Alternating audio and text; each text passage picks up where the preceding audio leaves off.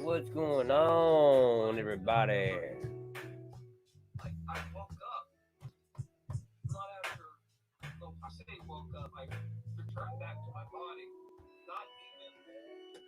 What's going on? What's cracking? Lagging this Johnny Toonz coming at you straight out of the motherfucking woods, these homies and homegirls. What's going on tonight? How are you all doing? We might get a special guest. Who knows? We'll see. Uh, I threw a little invite out there to a couple people, and we'll see if they take up the offer. I'm waiting to see if I get a message, and we'll go from there. We're gonna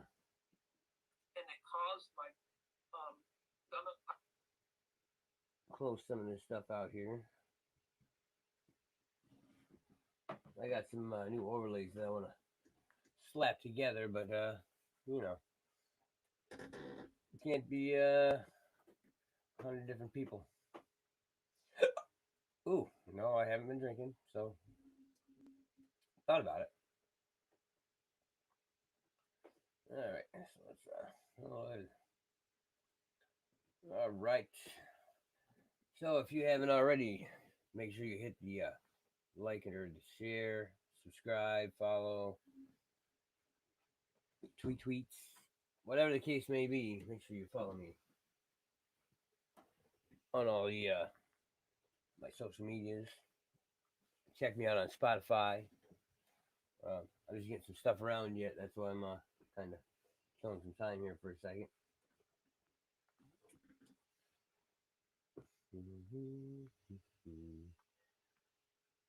Trying to I got some new overlays going on, and I'm trying to get them to so I can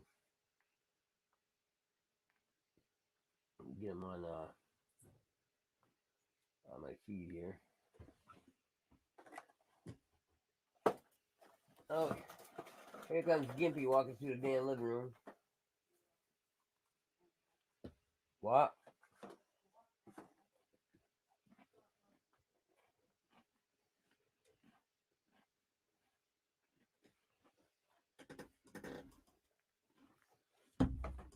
So how's everybody doing tonight? Hopefully you're all doing good. Bear with me for a second here. I'm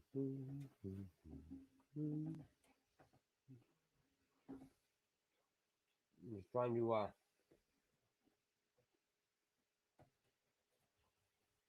trying to get this file to download that I want, but of course, it wants to give me a hard time.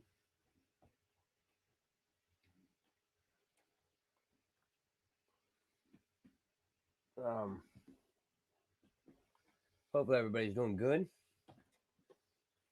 Anybody wants to there's anybody interested in jumping on in here, feel more than free to drop a comment right here in the comment section. So the comments do come through straight to me. I can see them, I can read them, I can throw them out there so that everybody else can see them. But let me do this here. We're gonna throw this link out there on a banner, and like I said, anybody you can come in. It doesn't cost you. Don't have to sign up for anything. You don't have to do anything. Complete any weird surveys, none of that stuff. Like I said, the only thing I ask is, due to the rules and stuff like that nowadays, we have to make sure we stay within community guidelines. So that means we can't be using the N word or any other, any other, or making any other kind of reference hate speech type materials. Nothing that if any of you have been on YouTube or Twitch, any of those the live streaming platforms, social media, we already know that You know, you got to keep it clean. You can keep it real, but you know, got to keep your nose clean. Got to make sure you're not breaking any rules. Otherwise, your respective stream will give you might just give you the boot, and or you know give you a little like Facebook does. You know, they like to give you a little Facebook jail once in a while, just to show you that they're still in charge and that they still have control over your speech. We're gonna switch our layout here just a little bit, in case I end up with some guests here. We'll make sure we got spots for everybody. Now I can have up to nine other people on this show. Um, so again, anybody that wants to come on in, feel free to come on in. Um, I'm gonna send a little shout out on the old Instagram. Um, see if we get any takers on there, and well, we'll see what happens. Um, all right, so it looks like I got some garbage files here that I paid for. Ain't that something? Paid for a product, paid for some overlays that you're supposed to be able to open them up, edit them, and I haven't been able to change anything on them at all yet. That's kind of nerve wracking. That you know I can't use these things. I think I paid like $40. It kind of makes me a little angry, but what are you gonna do? All right, as you can tell, the this stream is brought to you by the wonderful services of StreamYard. So anybody that's looking to start up a live stream, be sure to check out StreamYard.com. And I have to say, since I switched to StreamYard, I Streamlabs OBS on a Mac. I've tried OBS on a Mac. Well, I've tried not Stream Elements. Well, Streamlabs website. I mean, their site their site worked pretty good. Lots of places to add stuff in, all that good stuff. Um, see here, we gotta come join and help me with all the new beats and songs. So, like I said, we throw some stuff out there. I'm just getting some things around here, trying to see, trying to make some changes to my for my stream, but I paid for some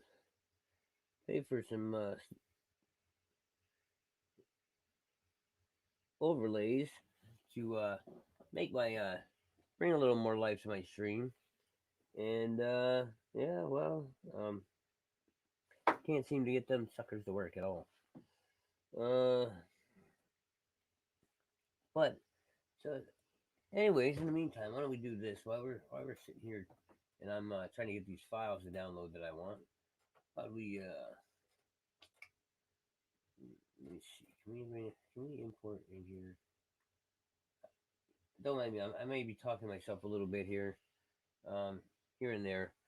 Just trying to see if I can't bring some of my files, some of my other files in here. You know what? We're just gonna throw on some. We'll pop in some Spotify or something here. Matter of fact, let's do this. I haven't done this one yet, or gone there and listened yet. So let's go to a little Amazon Prime Music, and we're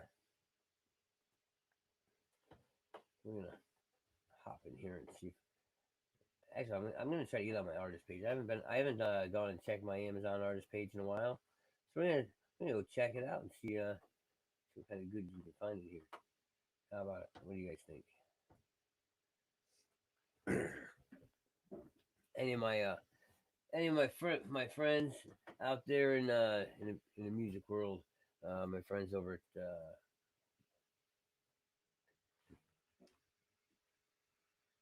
Stereo that might have hopped over here that I've got on Instagram. Guys, be sure to hop on over in here. Come pay me a visit. Like I said, y'all is more than welcome to come in. As soon as I get done, they apparently made some changes on the old spot on the Amazon Music Artist page. Uh, so it's giving me a little bit of a hard time getting in here. It's probably pop up blocker or something. Let's see. But this keeps taking me back to the same page. So something ain't right here. I just don't know what. Let's click this learn more and see what happens. All right. I might be logged in and just don't know it. Who knows? All right. So here's some good stuff to do right here. I'm reading tips. Know, follow me on my Instagram, YouTube, Facebook, Twitch. If you guys message me, 100%, I will be sure to drop a message back. I'll tag. Well, this tells me I gotta tag Amazon. I should be tagging Amazon. I should be tagging Spotify, iTunes, all that good stuff. Ooh, excuse me. Um, what working on building a couple things that I haven't quite got done yet. We'll add some. We might throw some hashtags in here. A little bit of everything. So we're gonna. Oh well, what's this? Wait, can we now go live as artists? Your venue just got bigger. Live stream on Twitch and reach more fans in the Amazon Music app. No kidding. Don't. Well, I already got Twitch. Connect your Twitch channel through a profile and tools in Amazon Music for Artists. Okay. And live stream appear on your artist profile page in the Amazon Music app. No kidding. Well, let's go check this out. See what we got going on.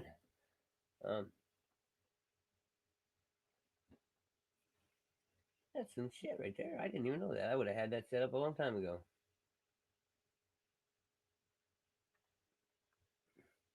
Good old Amazon. Always adding something new. So here's I guess a good topic for today is how does everybody feel? They're changing the way things are. Things with Twitch are working. So now I don't know if they've implemented this yet or if it's something they were sending emails to people, to people and explaining things. This new policy that's going to be in effect, and basically this new policy says that if you act like if you act like a jerk, even off your offline, and you get reported, you could put, and they find that it violates the rules of the community, you can still get kicked out or put this. Well, they'll make a few decisions, and well, you'll either still be twitching, or you'll be sitting back and you won't be able to stream for a while. So, whenever you guys are out and you're on here on any of your media platforms, by all means, use caution.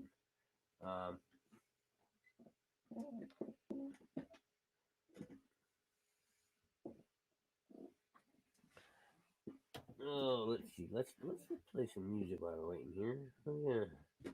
We're gonna go into the. I'm not gonna go in my artist Spotify. I could, but I'm not gonna. Let's go play some Johnny Toonz music. I'm gonna. I'm gonna toot my own horn for a few minutes here while I look for a few things. Um, if anybody's struggling with addiction problems, listen. I don't know.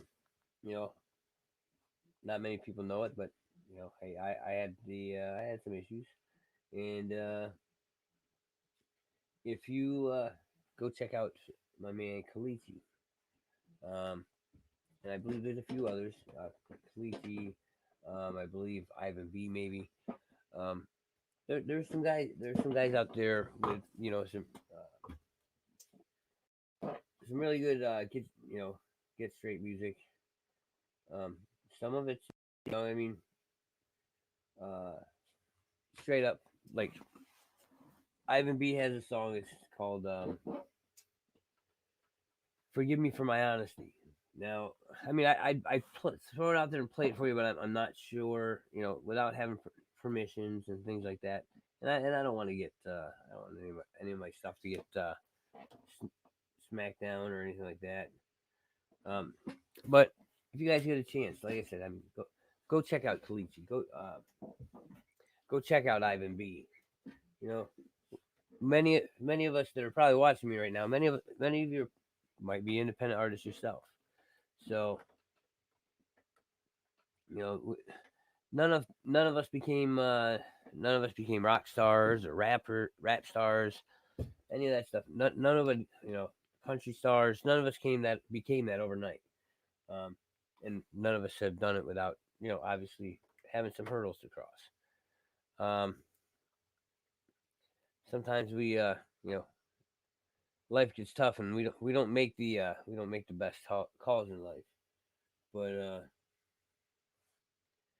by all means, I shouldn't, but I'm gonna try to let me try to throw something. I'm gonna throw this up there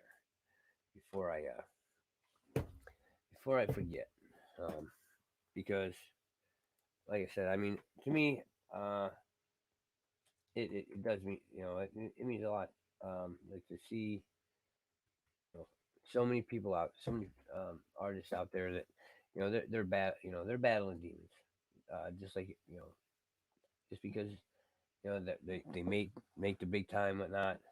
Um, you know, it doesn't make it okay. Um, I've had friends that had some tough times. I have uh, I have I've had friends that didn't survive. Um,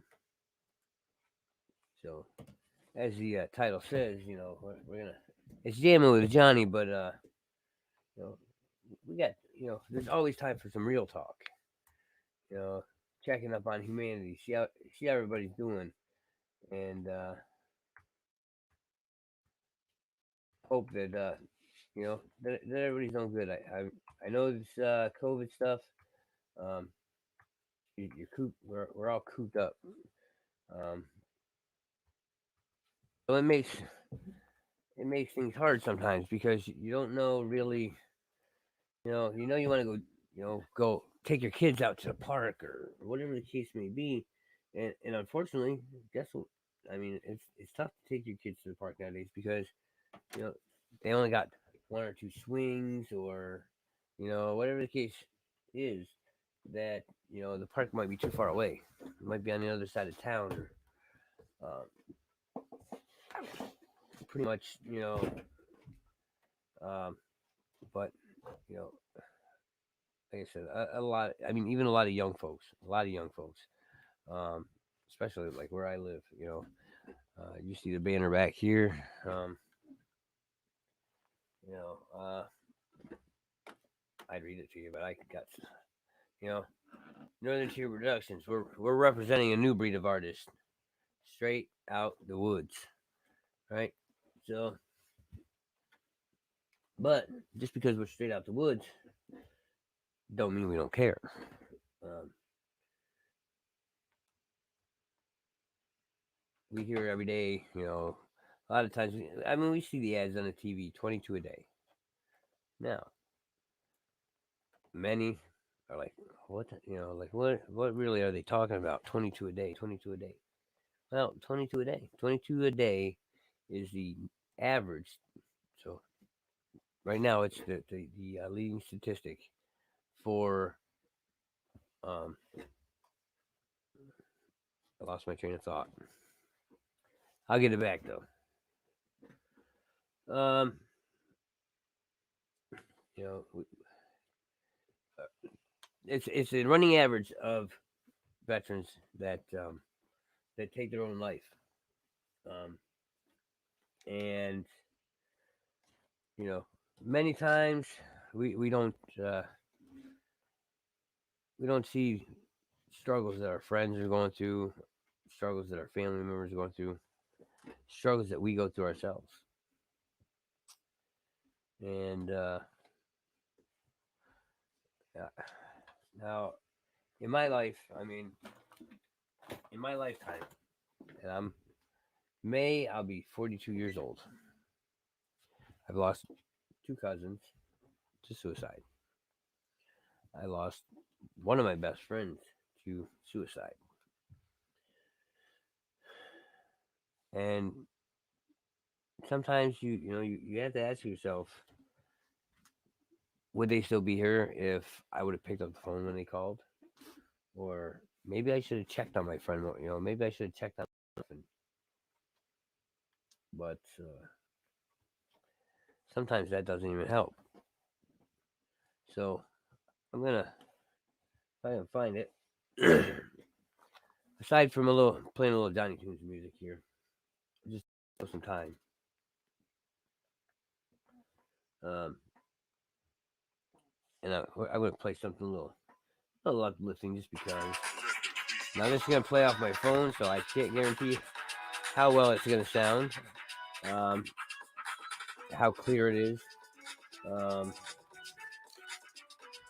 but I just want to look something up. I want to look up the 22 a day. I'm gonna bring it up and I'm gonna put it on the screen right over here, um, right, right on the other side of myself over here.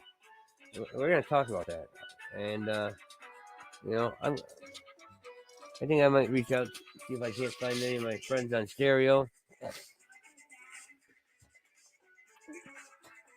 who might want to chime in. And by all means, again, I mean, if you know somebody that's having a tough time, listen. Even if they tell you 100 times over, nah, man, I'm okay. Nah, man, I'm okay. Listen, do me a favor. Uh, Even though that, like, even though they say they're okay, a lot of times they're not okay. And we end up getting a phone call from a friend, a mutual friend, a family member, a wife, um, that somebody that we know or we love. And this isn't just, um, you know,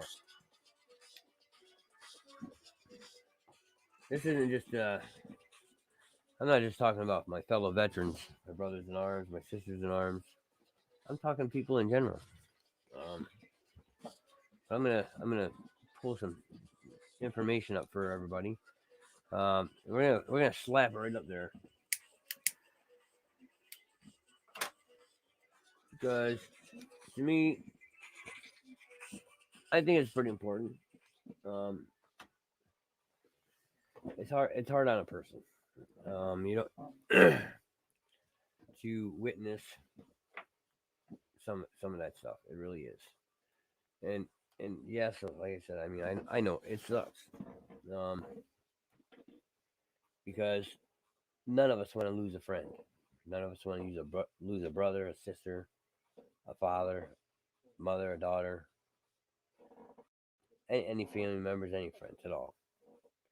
Um, Now, occasionally the electric provider and the cable provider, they want some tree guys to come through and trim up some trees, things like that. But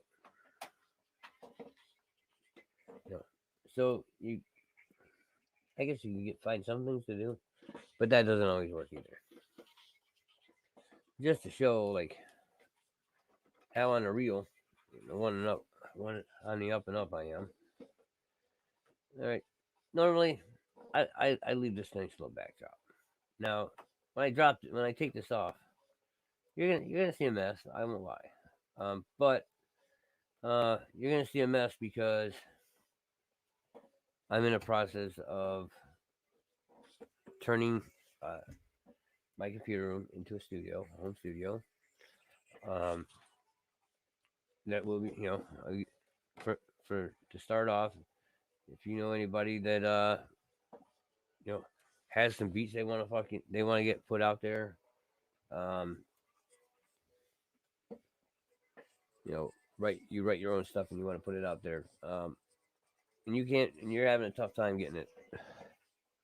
By all means, we got the comment boxes. We all got inboxes for 15 different messages. Like, you got the inbox for Instagram, um, good lord, Twitter, all of them. So you got a little bit of everything going on. So we're gonna take this background off. You wanna know why? Because tonight, I came into this. I wanted to play some music. I was having fun with my friend, big old Ripple run stereo, and person he was CW Productions that he was having a conversation with, and I kind of I backed off so that way I could not have any issues before I pick up my wife, and well, things went good. But, all right, back to what I was doing. Let me get this 22 a day and some tips up for keep an eye on your friends. I mean, we live in a day and age where the norm is picking on people, whether their religion, if they're fat, if they're short, if they're too tall, whatever they be, if they just plain can't drive at all. Um, but we have to um, we have to keep encouraging them to do more, to keep trying, don't give up.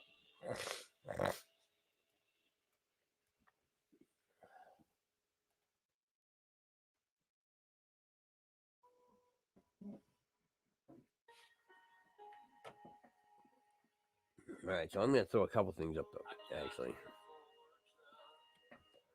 one of them we're gonna is going to be just what I was talking about, the meaning of 22 a day. So let's talk. Like I said, let's get back on topic on a roll here. Now, I'm a veteran. I went to Iraq. I went to Afghanistan. Yes. Um, I came back. I have PTSD. I've seen some things, and that um, none of you would. Uh, I hope nobody ever, none of my listeners or my viewers ever have to cope with any of what I saw. Uh, give me 1 second though. Like I said, I want to turn this here um, fake green screen off. We're just gonna be real. We're gonna be 100%. Here we are. All right. So in the back, you see the black and white checkered wall. That's part of our remodeling project. That we are soundproofing the room. But anyways, let's get down to 22 a day. Now, I see we got a viewer, and you know, would love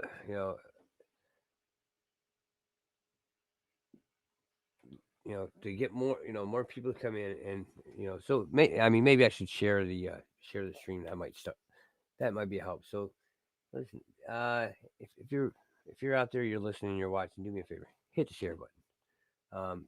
You know, hit the subscribe button depending on what platform you're on. If you're on YouTube, hit the follow button, hit the subscribe button. Twitch, same thing. Follow me, subscribe. Facebook, Instagram, whatever format you're on. Um, so let me get this up here so I can read it here. And I'm matter of fact, I'm gonna fill the screen with this because this is how much it means to me when we discuss 22 a day. And like I said, I've you know I know other veterans. I've had friends, so that they became part of the statistic. The main statistic I want to talk about though is the 22 a day. for obvious reasons, being a veteran myself. Um, so we're gonna let's throw this up there. Okay, so here we go. We got 22 a day. Now I can't see. There we go. Now I can kind of see it here now. So how do you know? Uh, we're gonna learn a little bit about more about experiencing suicidal thoughts, and maybe there's people that have you know uh, they've experienced this themselves, and they can relate to um, the way they felt, um, thing things going on in your life. Nothing seems to be going right. If it can go wrong, it will. Um, that's all more often than not. That's the life that sometimes we have to live because we know that we can't fix things. Uh, maybe losses of loved ones. Like I said, losses of loved ones, friends, family. Um, whether whether it's close family, whether it's blood family, it shouldn't. It doesn't matter. Always, if you have that friend or family member that is that they're struggling, and that they're struggling, you know check in on them every day, call them up, send them you know don't send them a text message.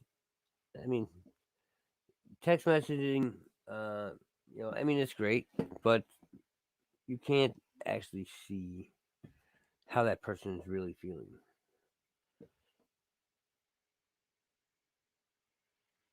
Bear with me as I'm gonna try to get some more people in here, and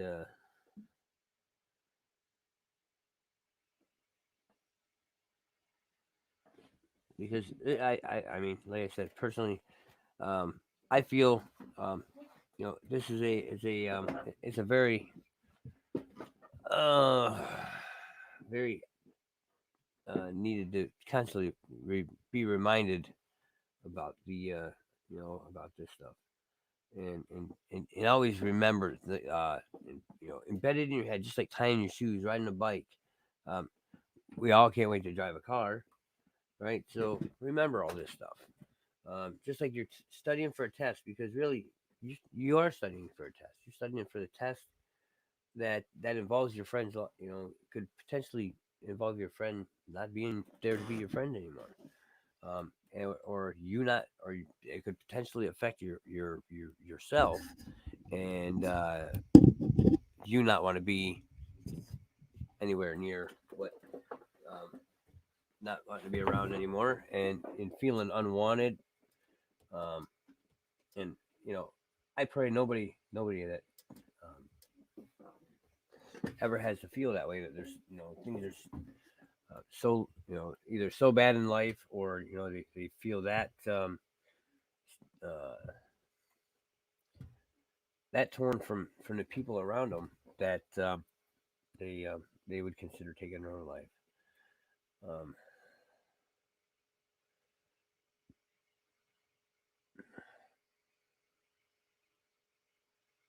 just trying to get this text out real quick.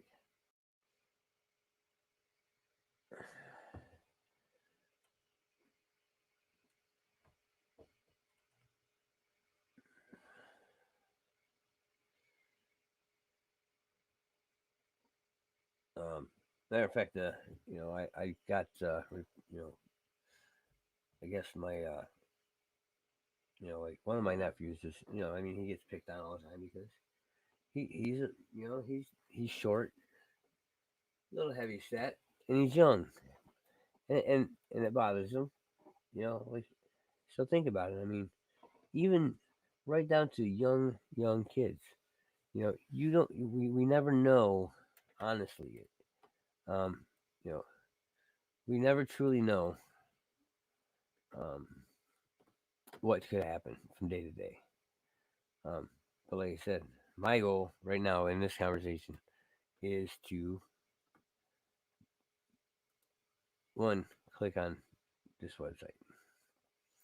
And now I'm sure I'm probably gonna get whacked for playing this thing, but I I really feel that that this video needs should be shared, and you know there's plenty of other videos like it, but for right now we're gonna share this one.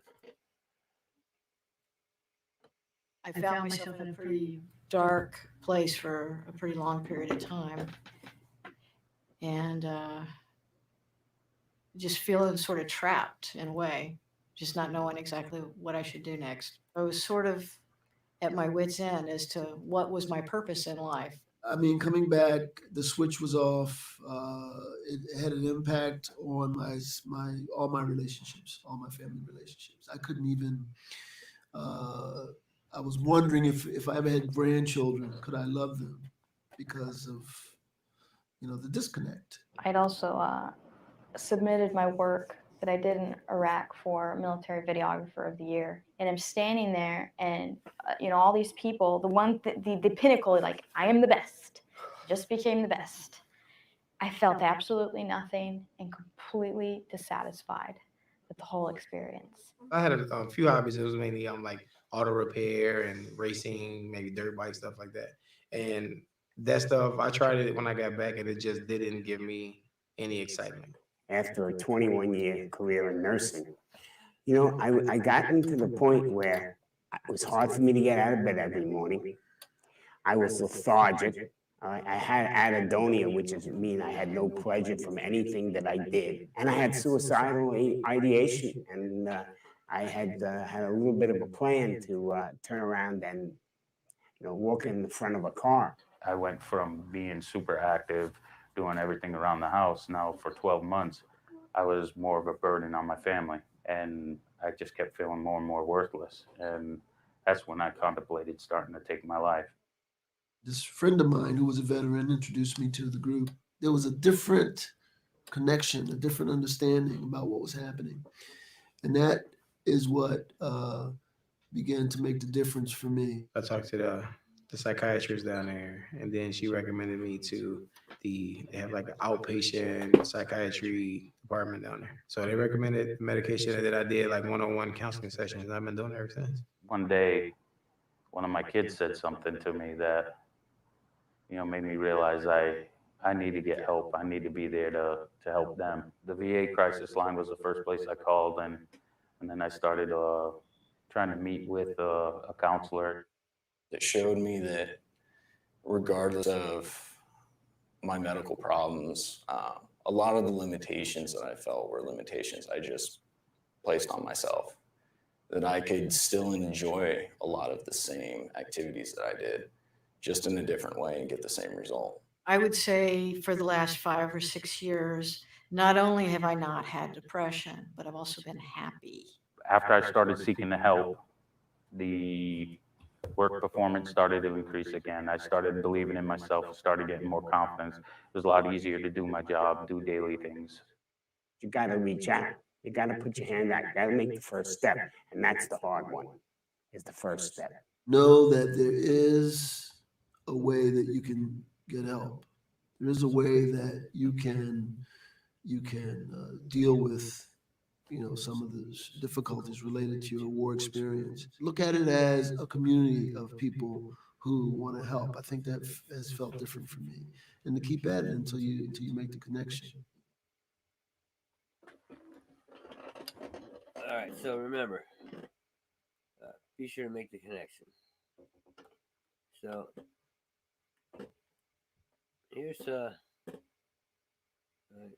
we're gonna watch some footage from some of the veterans, going back to 9/11 era, well, post 9/11, so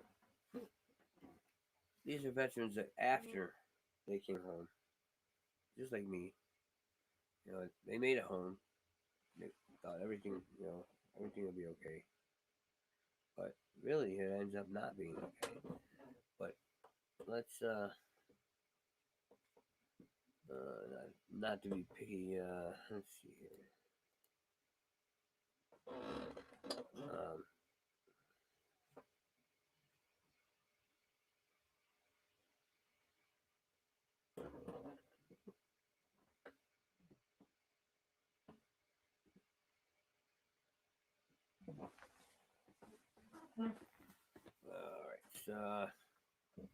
not. I know I'm not very talkative. I'm trying to share this message.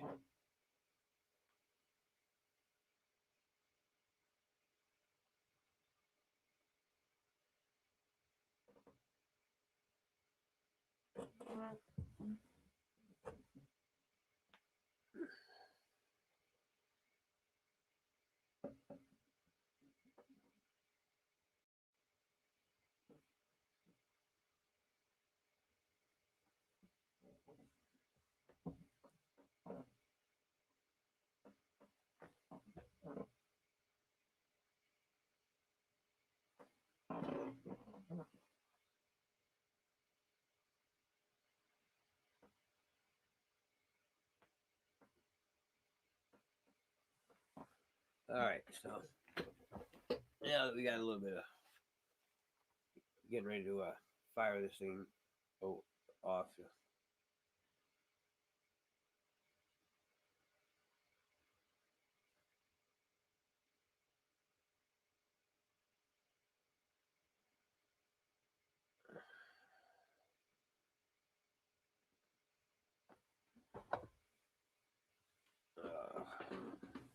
I know I'm kind of boring tonight with my stream.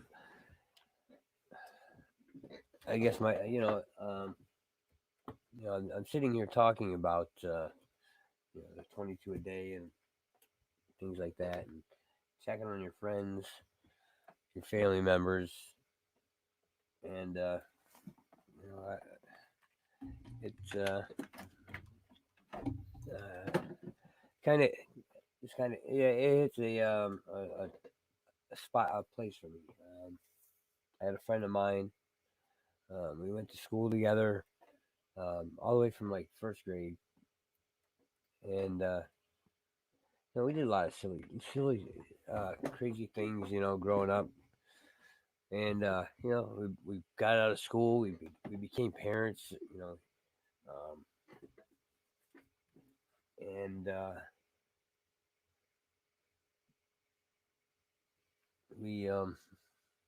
we had like this little moving thing, deal that we were doing. If y'all seen the moving helper advertisements, on the inside in the back of your U-Haul, and then we stopped doing it because things slowed down. But I got a call one day that my friend was gone. And now he wasn't a veteran or anything, but like I said, to me, that's, it doesn't matter, veteran, non-veteran.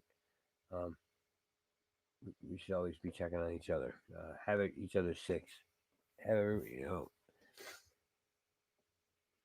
and so some of the things that were, but when I got that call, I'm like, no, no, there's no way, like I just talked to him, and that's the way it always works. I'm sure somebody's gonna see this video out there, and they're be like, yeah, I know where this guy's coming from.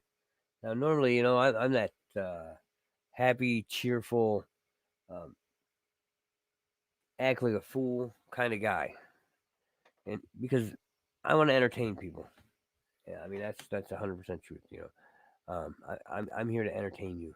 Um, that's plain and simple. That's what I'm here for. Is to be entertainment. Um, you know, and we all know the story. We've heard the stories with Robin Williams, and and it can be true. You could have somebody sitting right next to you the whole time, and they're making you laugh, making you cry, making you have you're having a good old time, and next thing you know, you're getting a phone call because that whole time you thought, well, hey, we just watched a football game together, we drank some beers together, um, and you find out that they're gone, that they took their own life. and you question in your mind, why didn't he pick up the phone? Why, we're best friends. Why didn't he call me? Um, or maybe prior to that, maybe after you talked to him a week or two ago, he gave you some kind of gift. So, and you knew it was his price, something that he valued and cherished, and how dearly, um, it meant a lot to him. But he gives it away to you. He gives it away. Says he wants you to have it. Now it could be a baseball glove, a baseball that's autographed from the baseball game. It could be, maybe they got a favorite car. They give you their car. Well, like,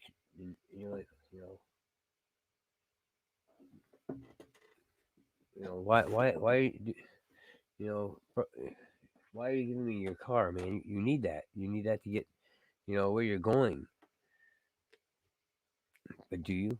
Do you really need that car to get where you're going? No, because your friend doesn't need that car to get where they're going because they already know that where they're going or where they plan on going.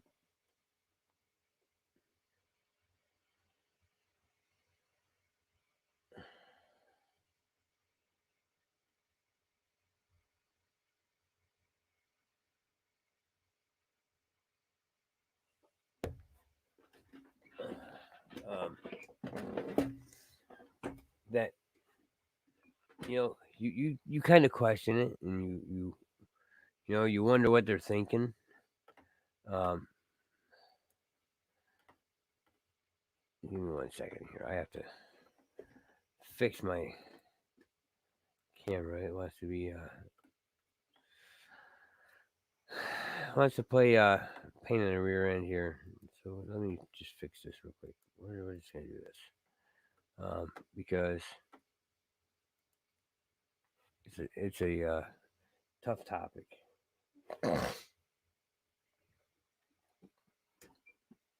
Um, I keep wanting to get the status out.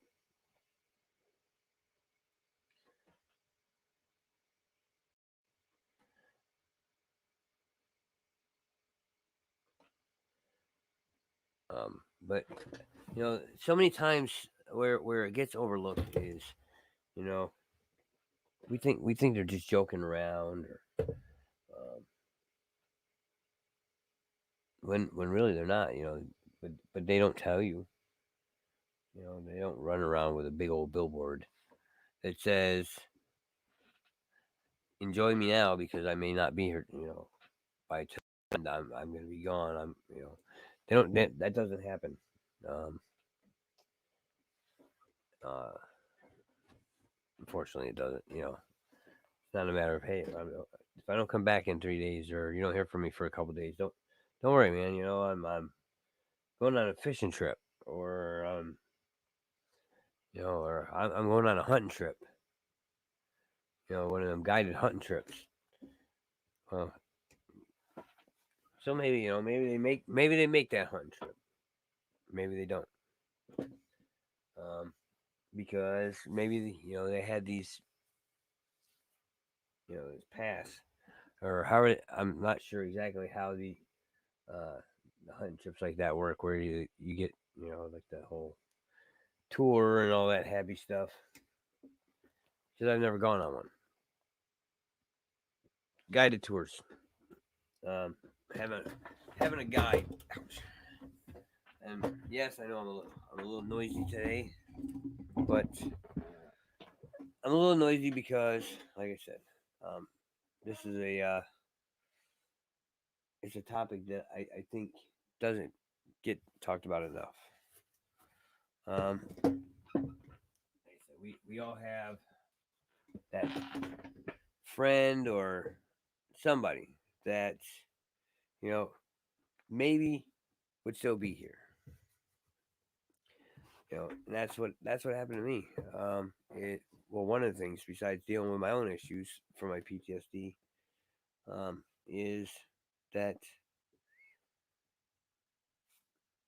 he didn't really, he didn't show any signs, like he didn't message me up and say, hey man, so I know how much you like this, and I want you to have it.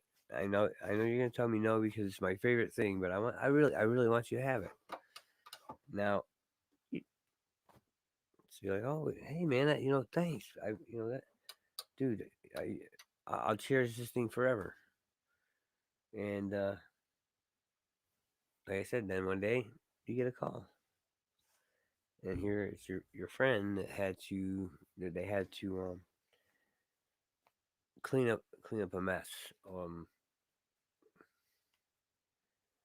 Bear with me. Like I said,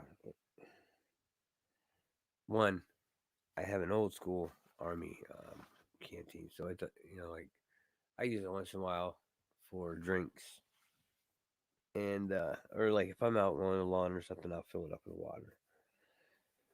But I had that thing for two deployments, one in Afghanistan, one in Iraq. Well, not in that order, flipping around.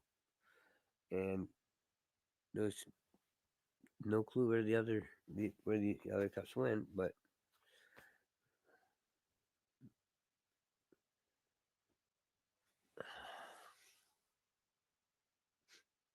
anyways, I get a call from my friend's girlfriend, um,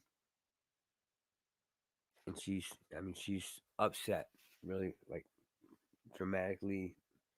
I mean, couldn't stop crying. Um, she kept saying, he's gone,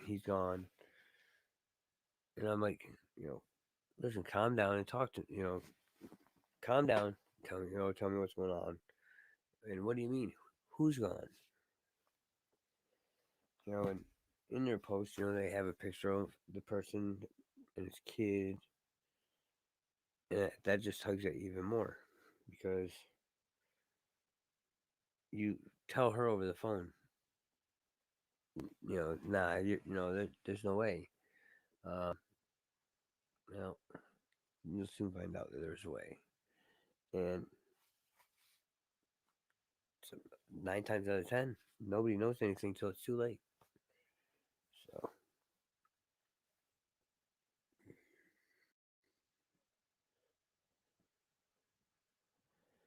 all right.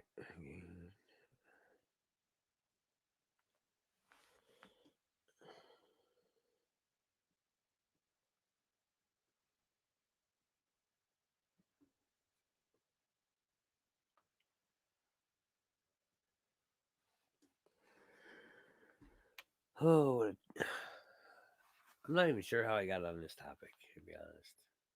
Like I said, I just got thinking, and here we are. Um,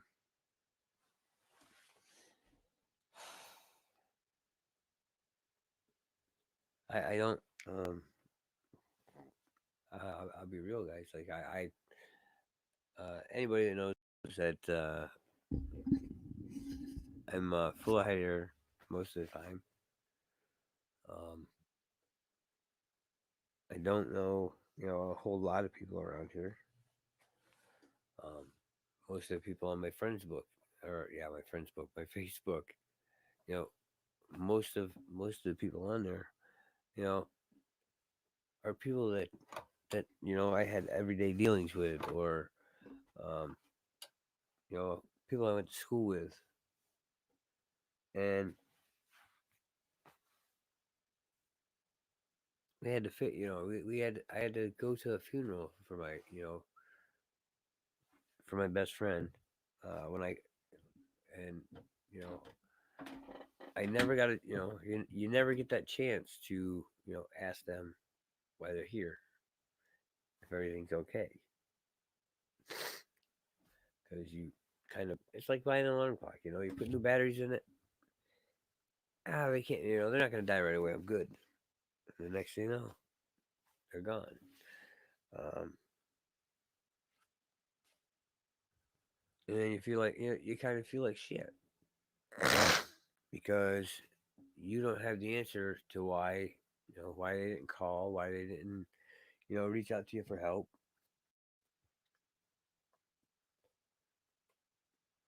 truth is, a lot of times we don't reach out for help because you don't you don't want people casting judgment. Um, and more often than not, we do see that. We see people cast judgment about people. Whether it be you know the things maybe they like to clean. They like to get old antique furniture and clean it up, get it all nice and shiny, refurbish it, and resell it. But there's nothing. I mean, there's nothing you can do. You can't take it back. Yeah, okay. I mean, we've all seen Green Mile. I mean, let's be real. We've all watched Green Mile, and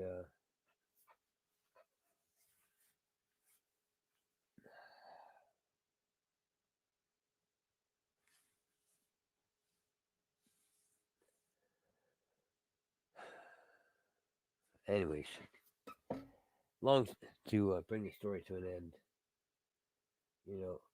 My friend took his own life. His young son is who found him in the closet, hanging from his belt. So imagine what that young man, that little boy, I think he was 5, 6, maybe 7 tops at the time. Because he went looking for his dad. Because him and his dad were they're gonna do something together. Prior to any of that happening, well, him being found, anyways, him and his son's mom, they had a disagreement. But I mean, we all disagree with people sometimes, or even if it's in our Facebook profiles, whatever, we disagree with things that people do, the things they say, and or we have disagreements with our significant others. And that day, like I said, that day, apparently, whatever it was, my friend, he didn't pick up the phone and call me or our other friend. And it's a free number. I mean, granted, okay, my number might not be free, or depending on where you're calling from and stuff like that. But for the most part, most cell phone plans you can call anywhere in the United States for the same price.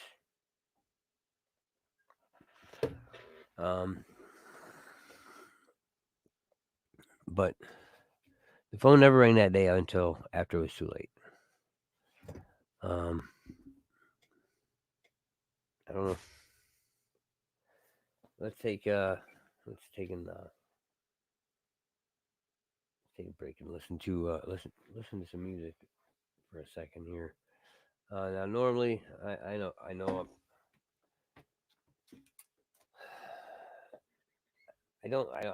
normally have a problem with it happening on Facebook or on like YouTube or anything like that, but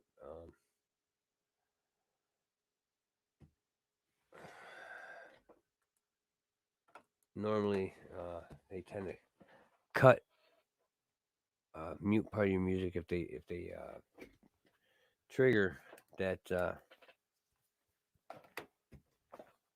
music isn't the music's copyrighted or whatnot. Now, I don't know. I guess now, looking back,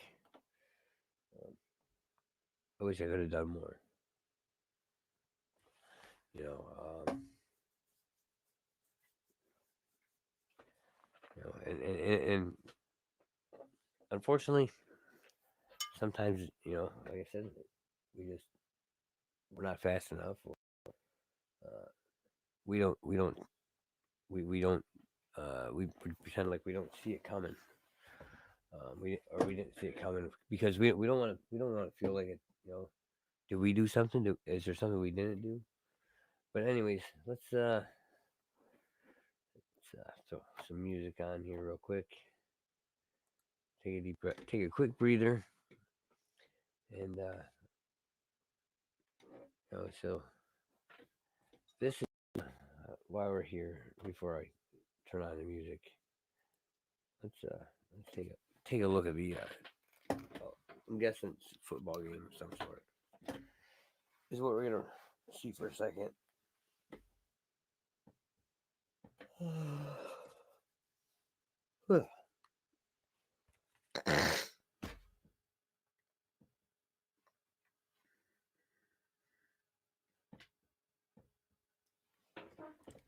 All right.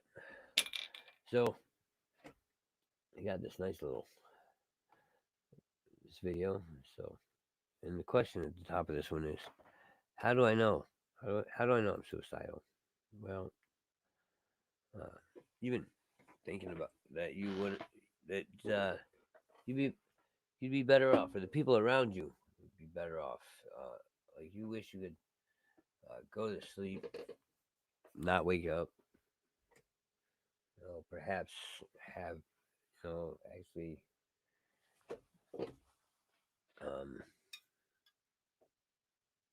begin to take some of the actions that you've thought in your head for so long.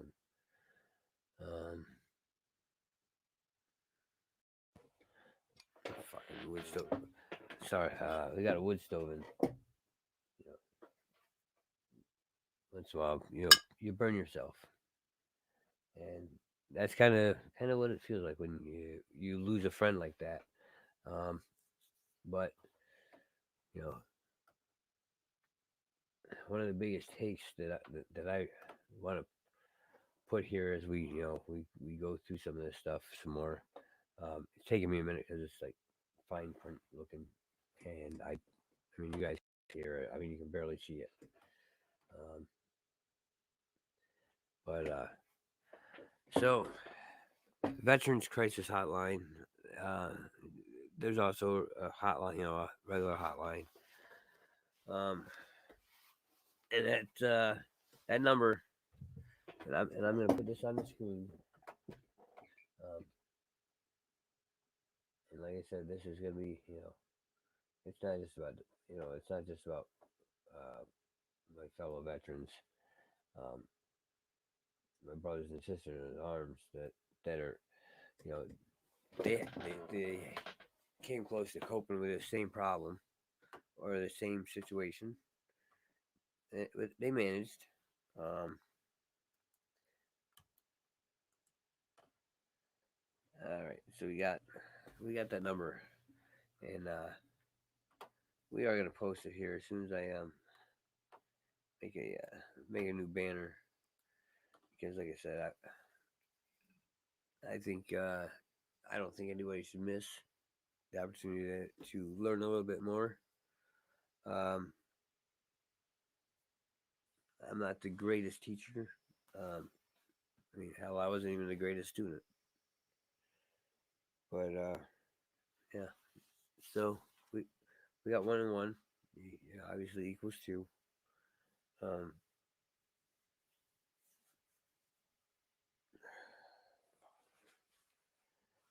um,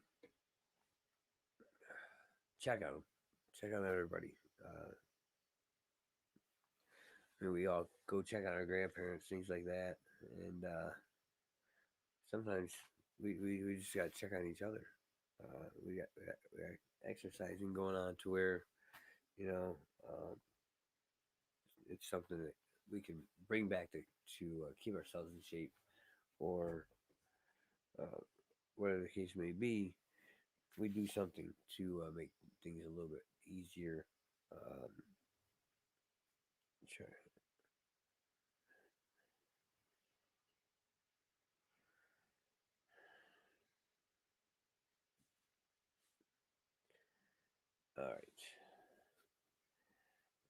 It should be downloaded by now, I think. Well, we're gonna worry about this tomorrow. There's one, I'm getting tired, and unfortunately, have a little difficulty focusing.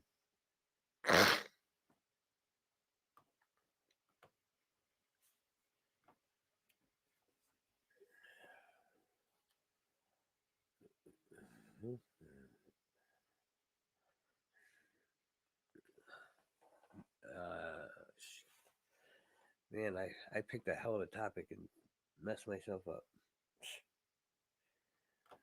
Um, maybe we do this. Maybe we can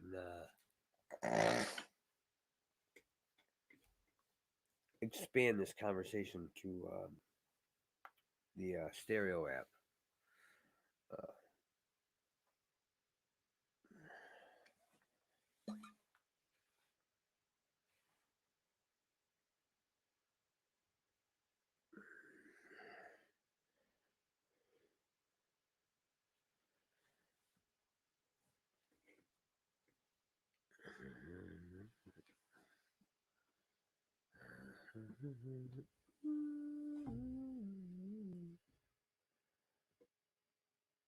Sometimes when we're alone, all we do is think. We drive ourselves insane because we can't turn it off. But we do know that we can always ask our friends if they're okay. They might tell you a little white lie for the first couple of tries. That's what they did with me when I walked into work with this white shirt. Maybe there's something on my mind.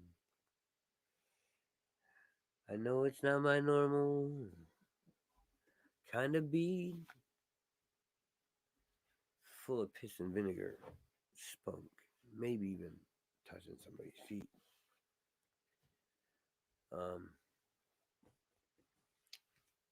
But like I said, folks, we're gonna continue this, but just not today.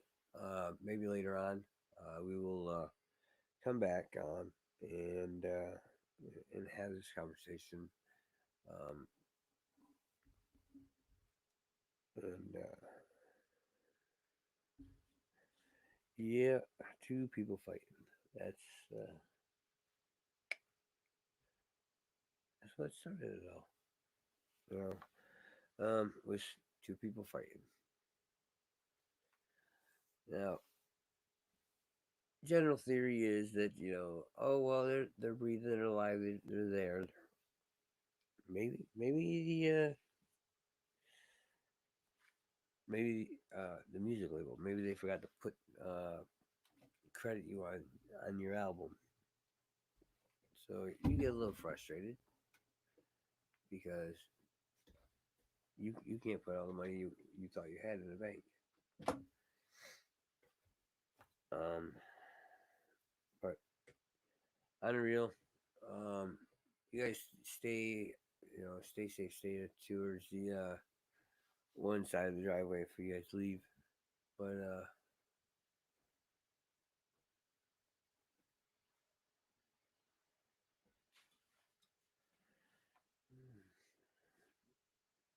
all right, I gotta get this song played.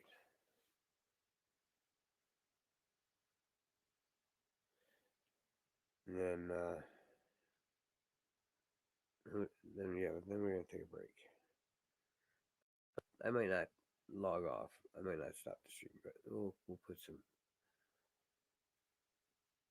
maybe just photos of memories or something.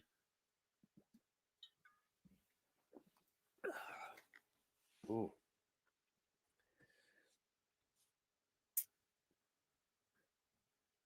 See,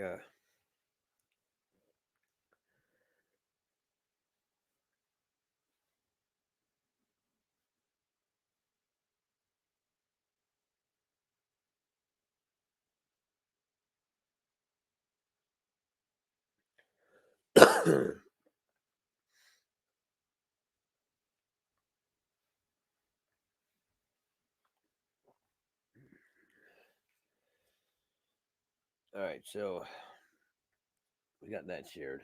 Now, the song that I'm fixing to play, I mean, it's not. It's not going to be, anything that's overly overly hyped or nothing like that. Matter of fact, I think you, I had changed, and I don't know, but it's gonna music. I mean, the music does belong to another artist. I mean, I get no credit. I don't want any credit at all. Um, I'm probably gonna sing along with it, and by all means, um,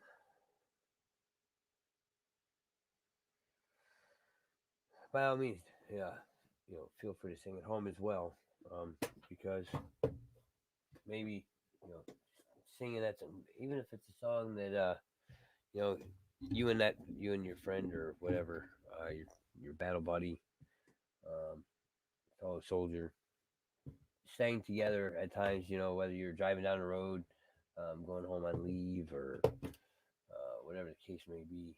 Um, but 22 a day, um, it's a shitty number.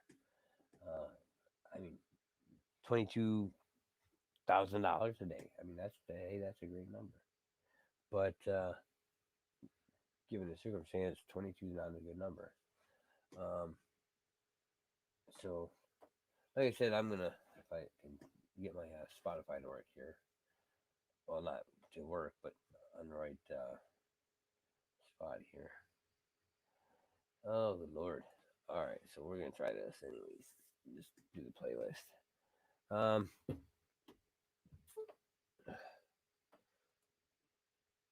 Oh, I might be on my artist account. That might be why I'm having such a hard time. But I do want to play, and like I said, I'm sure I'm gonna get pinched. Not so much from the artist that's singing the song, but more than likely from like Canada or some other country that always likes to break my balls when I go live and get part of my video muted because I went live and was listening to um, some music or whatever, or I did karaoke to it. Um, where the heck's this play button?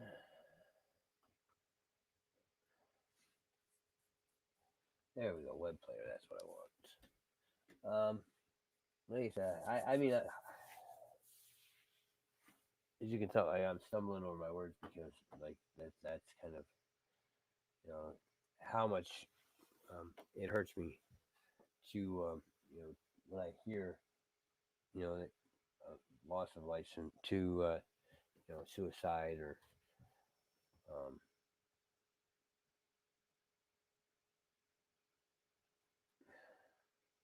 but like I said, yeah, check on your friends. Even if you just got off the phone with them an hour ago, call them back in an hour. Especially if they were talking to you about some issue. You're on the phone and you say, "Well, hey, I got to get off here before my wife beat. My wife's getting mad. She's late over this food. Um, you call back after you eat. I mean, do what you got to do to try to to make sure if that like if they express or you can send something's out something's off with them. Be sure to like I said, be sure to check with your friends. Um,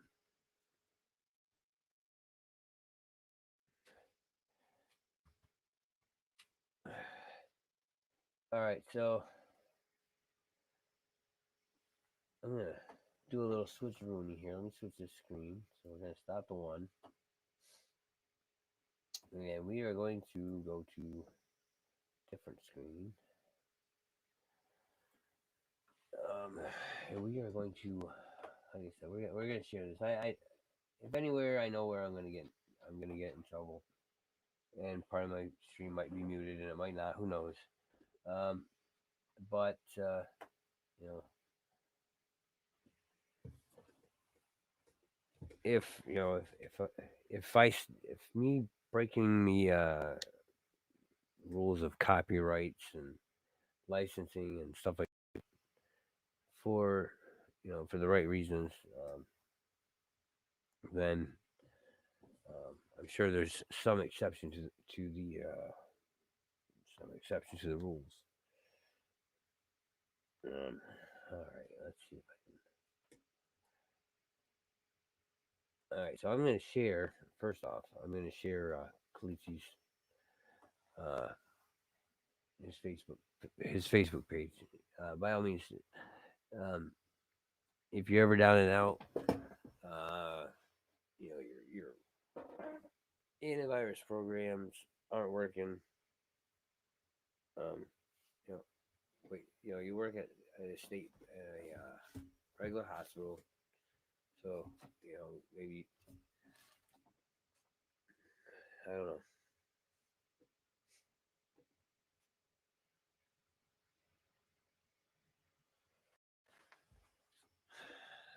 But I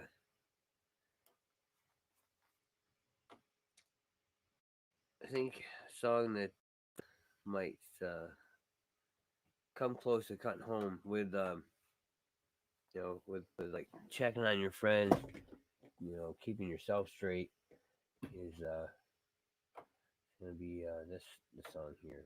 I'm just trying to find it here.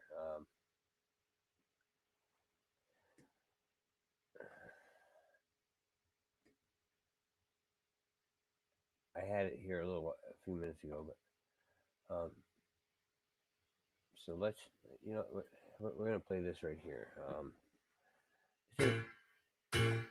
Kalichi, Pittsburgh, Pennsylvania. Oh no, right. No. All right, Kalichi, but I had the wrong one there, buddy. But like I said, I want to Kalichi's music. It represents a lot of things. You know, one of them obviously being, you'll notice, has to do with recovery, things like that.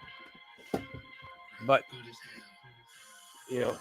it's something that'll kind of bring you into perspective and make you think a little bit. Like I said, it's not exactly where I was going, but his music touched, it meant a lot to me. It drew me in. We're gonna. Oh, that isn't the one I want either. Hold on a minute.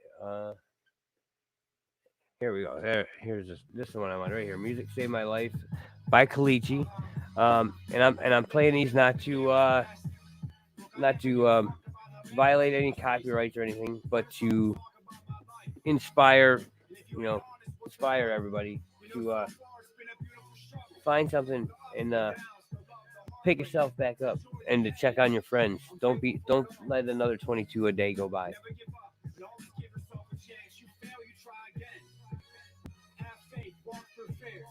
Show everybody, but most importantly, show yourself that dreams become reality. Believe in yourself that you can do something even when no one else will. The only person in this world that can hold you back is you. Kalichi, Big Germ, Roddy Labs, Pittsburgh, Pennsylvania. Let's go. I'm perplexed. Like, where do I begin? I stand here like an emoji with his hand on his chin. One of the greatest to ever pick up a pen. And you don't gotta think the same, but I'll still tell it how it is. And I've amazed myself a million times again and again and again. I pray this dedication never sees an end. My life was filled with nothing but torture and sin, but now I'm living right. It's one of the ways I make amends. They wanted music, I turned around, then I gave them passion. No promotion, it has always been attraction. Writing by this candle is my only source of light, and there's been nights I didn't sleep until I finally got it right. To every girl that ever broke my heart and didn't want me, look, you gave me motivation. I went harder, got more hungry. I just received another message and it made my day. It made me feel a purpose for this rap and everything I say.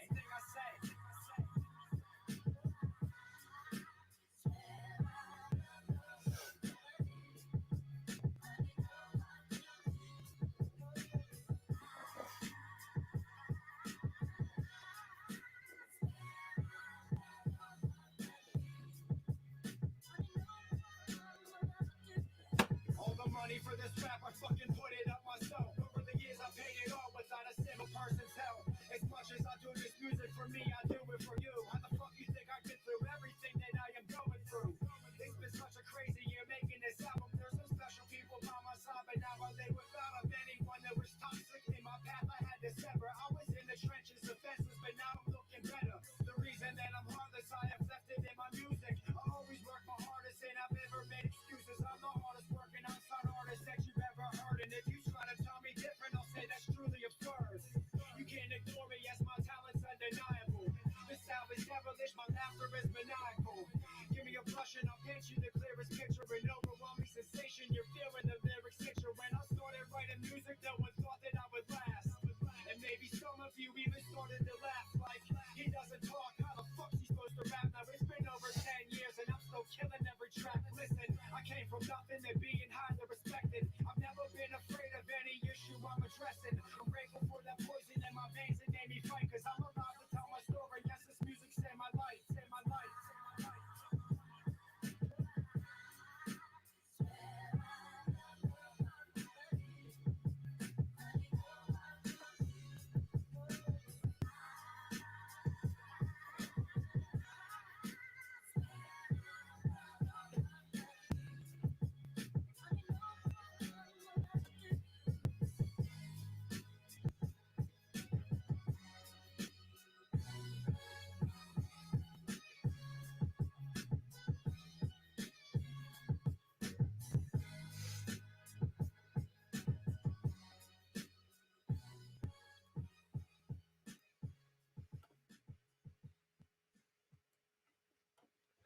All right, you got listening to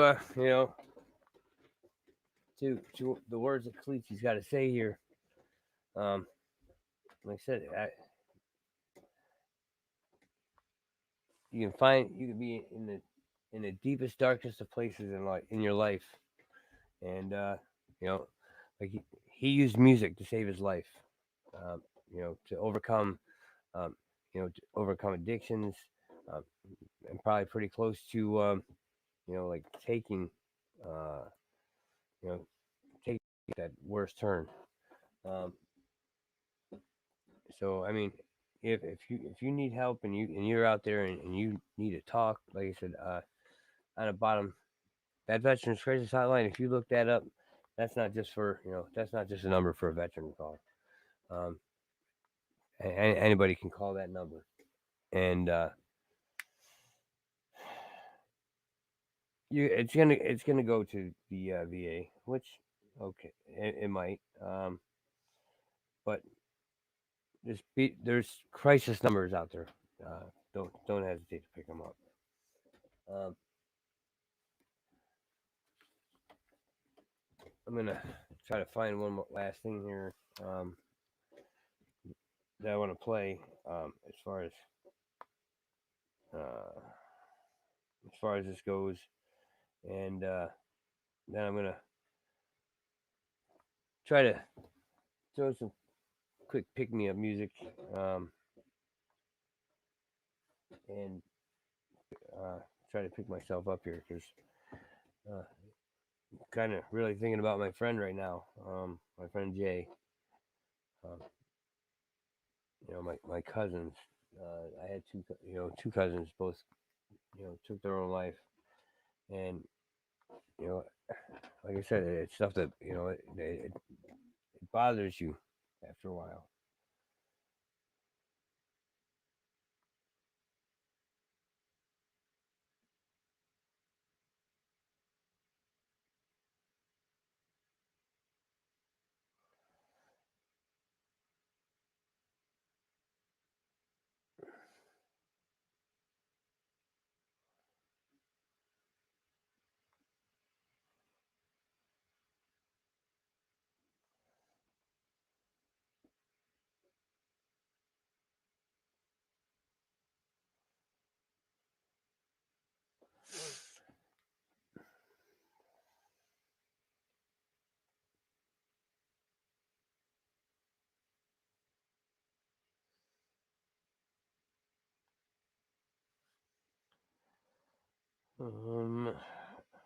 Can't find it now here, but I'm looking.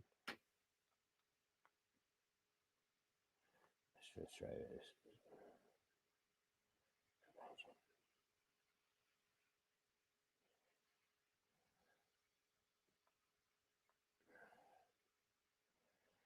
All right, so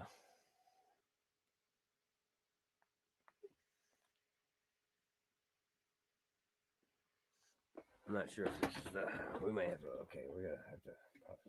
Matter of fact, here's one that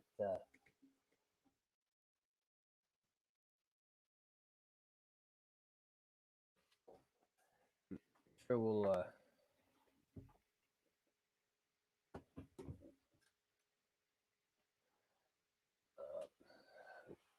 hit a spot with everybody because you know we all know it's something that happened, real life that we watched, somebody that they had fame, they had it all, but they weren't happy. So, like I said, don't hesitate to pick up a phone and reach out and call if you're having thoughts of suicide, thoughts of any, harming yourself. Um, if you're having, addiction, you have an addiction, you need help with that. Pick up a phone and call call and check on your friends. Um, family members that are going through tough times. Um, because we might be the only person that's there to help them out and to maybe save their life.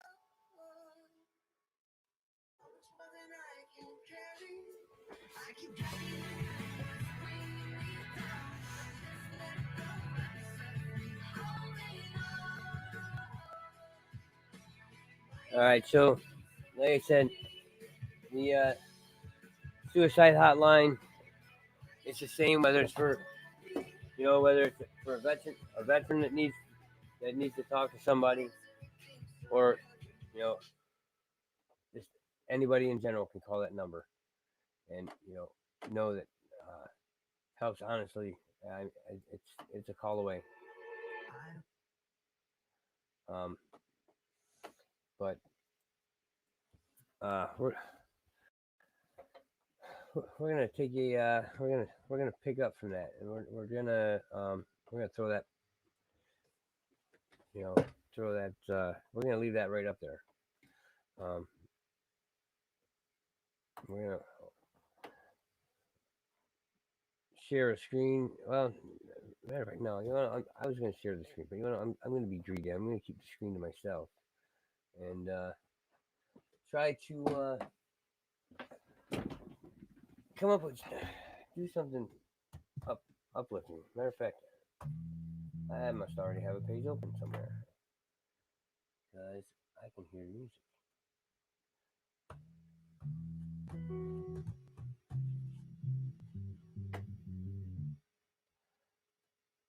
says I got a page open, but I don't see it. So we're gonna.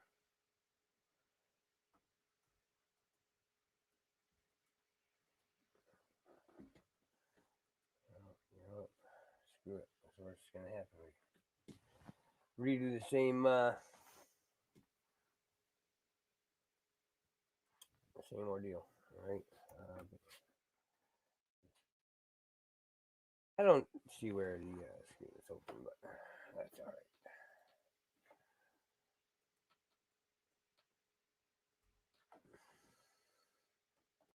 Oh, that ain't what I wanted.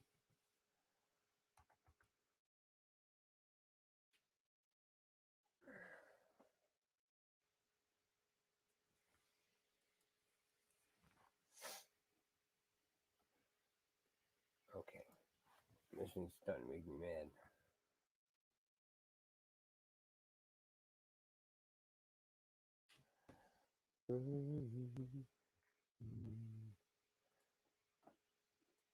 Never notice things never want to work when you're trying to do something. All right, let's see here. Oh, yeah, we'll worry about that later. Well, that ain't something. I'll be damned. All right. Let's see if it actually takes me to the right place this time. Instead of everywhere I didn't want to go. All right. So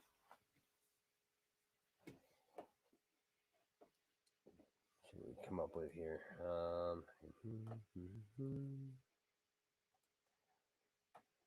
Oh, let's see.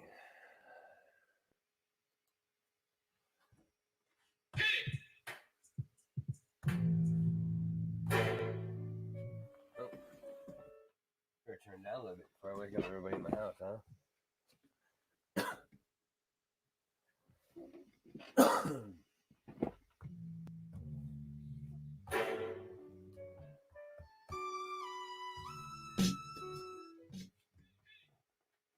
Alright, that one ain't quite what I was looking for.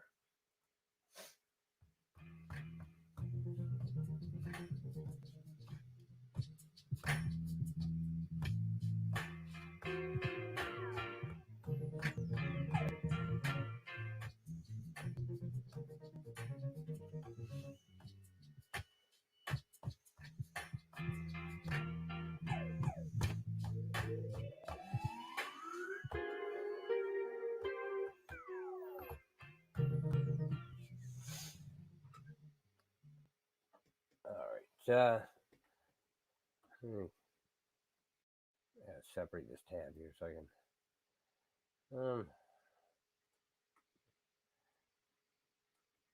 I want to be able to look at both, make sure, I don't want to miss anybody's comments. So I'm trying to get this thing to cooperate here. All right, so here's that one. Get this up there. Let me get the stream one up here. There we go. Let's shrink this puppy down. There we go. And we'll slide him right over here. Like I said, I don't want. If anybody wants to comment, feel free. That's what the site is here for.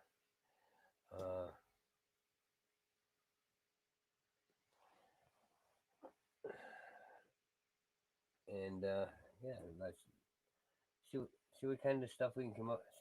Something we can come up with. It doesn't. Yeah, gonna happen is I'm gonna come up with a put something together, and next thing you know, I have to go, or something will come up.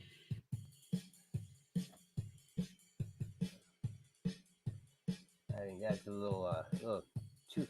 I mean, it's a little too excited.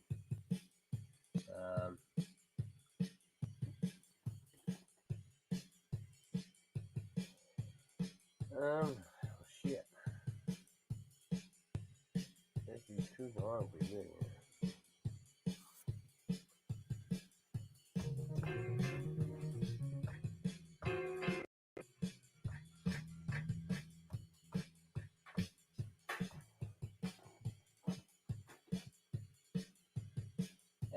too fast, I think.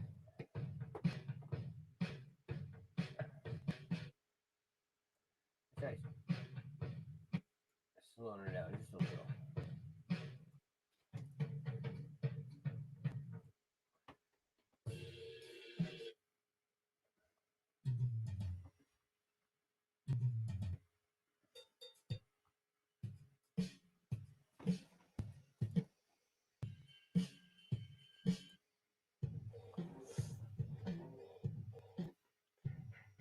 All right, we're gonna find something.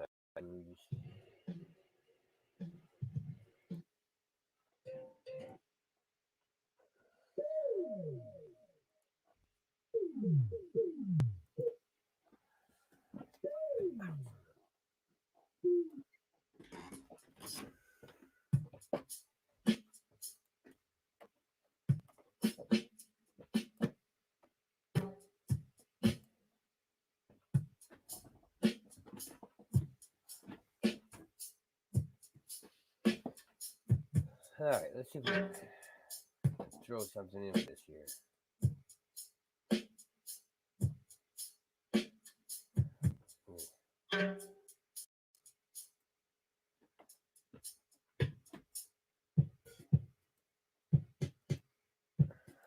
Um,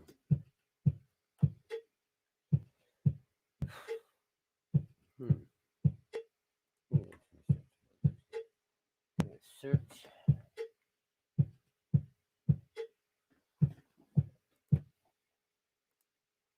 Yeah, there it is.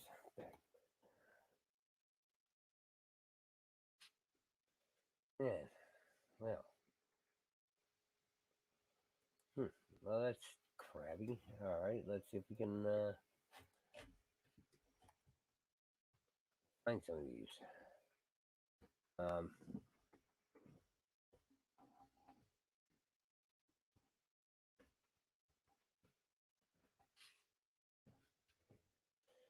I'm not sure about anybody else. I do kind of like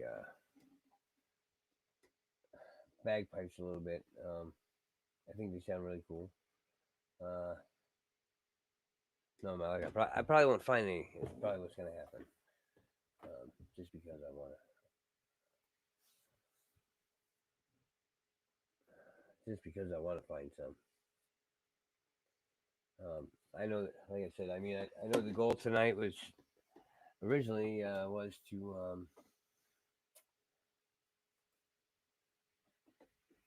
play some, work on some, making some music, and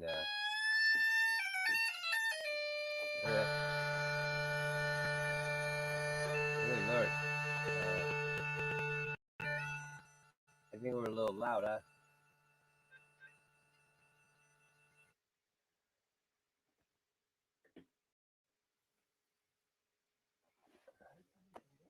All right, let's do this.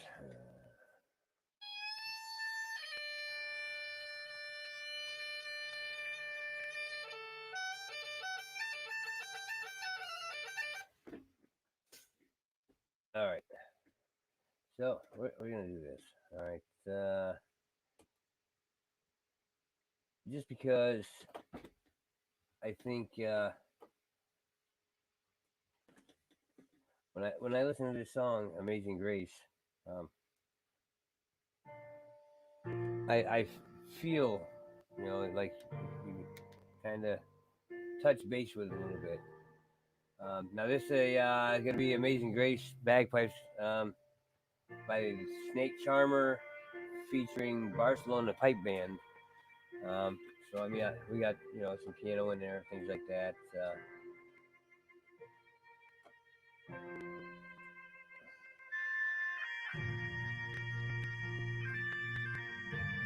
So if everybody could, you know, they say moment of silence is a moment it's supposed to be quiet, but while you're taking this song and think about friends, family, anybody you might have lost to that's taken their own life, and think about the good time. All the fun times you had, the memories.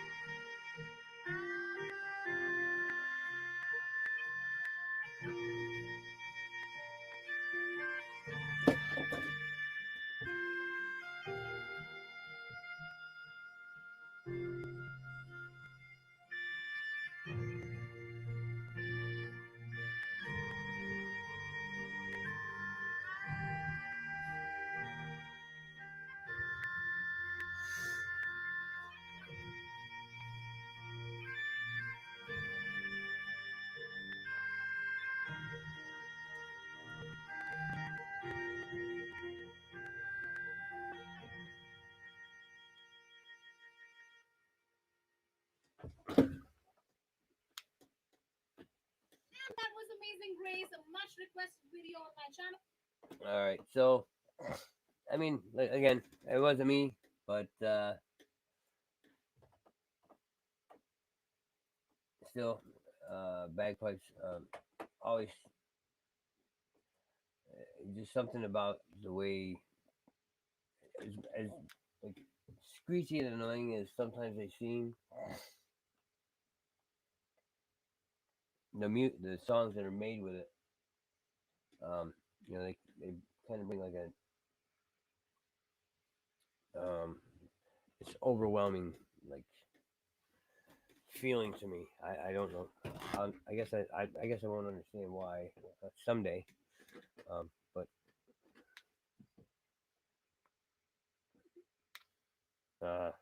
hopefully, it's not someday like soon.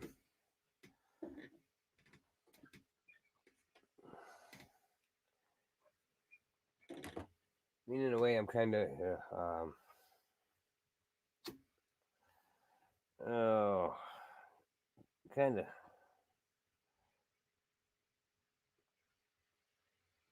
trying to get myself focused here for a little bit here, so I can try to play something, create something,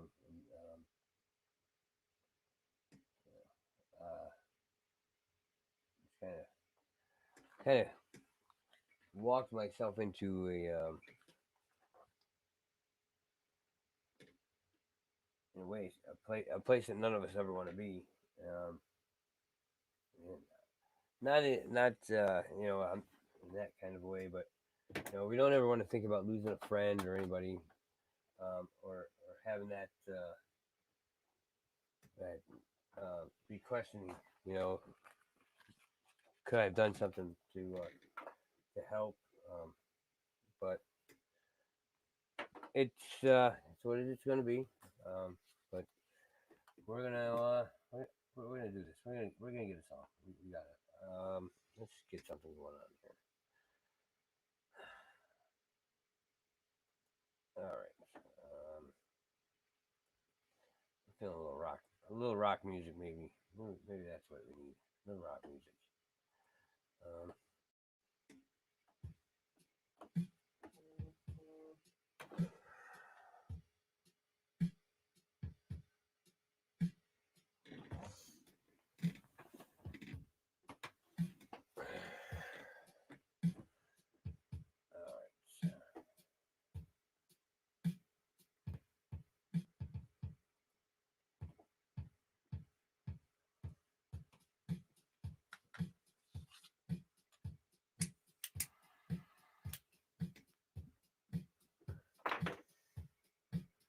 Huh.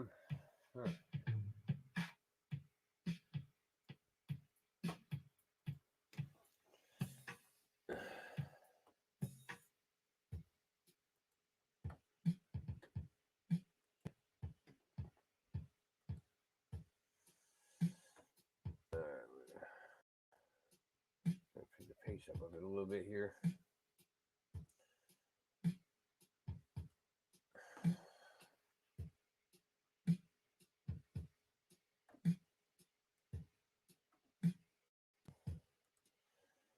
All right. So now we got some music. We got a little bit of something there to go with. Stretch this guy out. Only because I honestly don't know what I'm going to come up with here, if anything. For all I know, you might not even be able to hear me right now. I honestly, sometimes these when you add an instrument or something like that to into it, it doesn't. The system doesn't. It kind of cuts your mic off. Then you gotta go and mess around, get everything working again. So I should probably check, see if.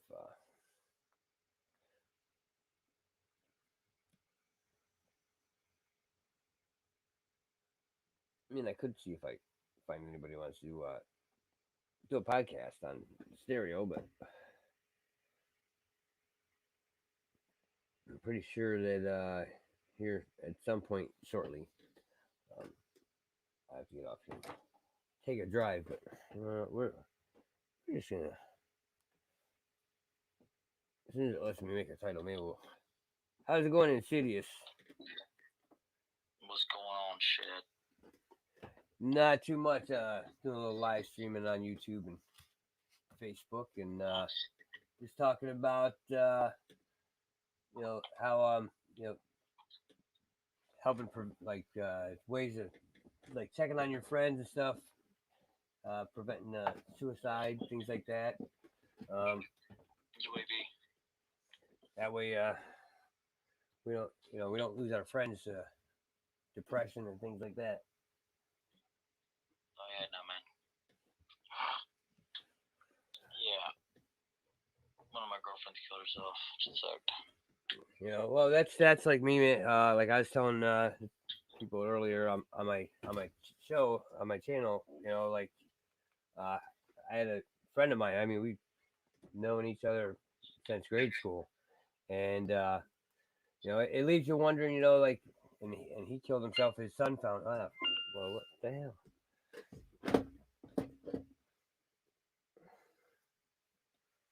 Let's see if I can title this thing before it disappears.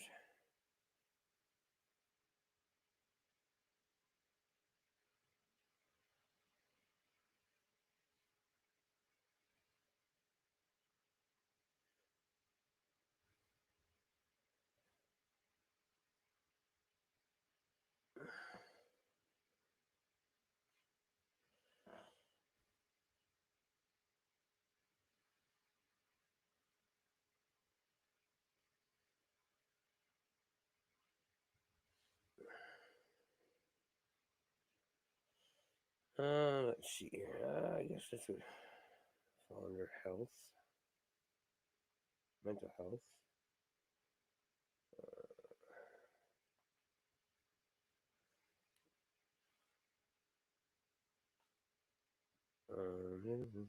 How's it going, Jan King?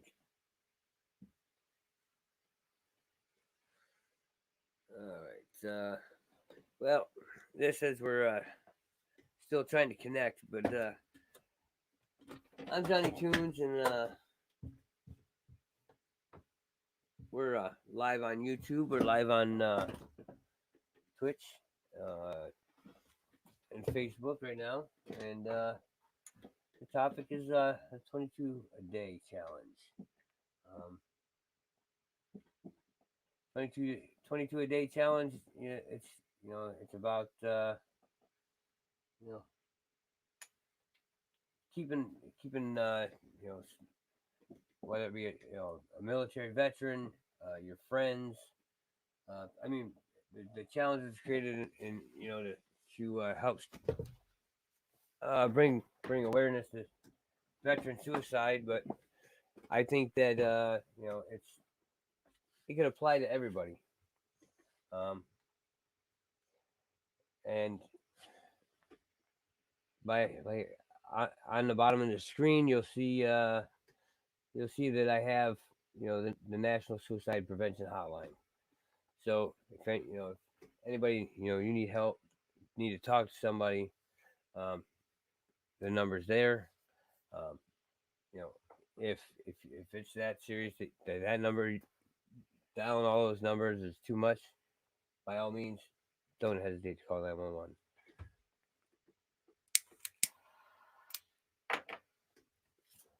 All right, so apparently I'm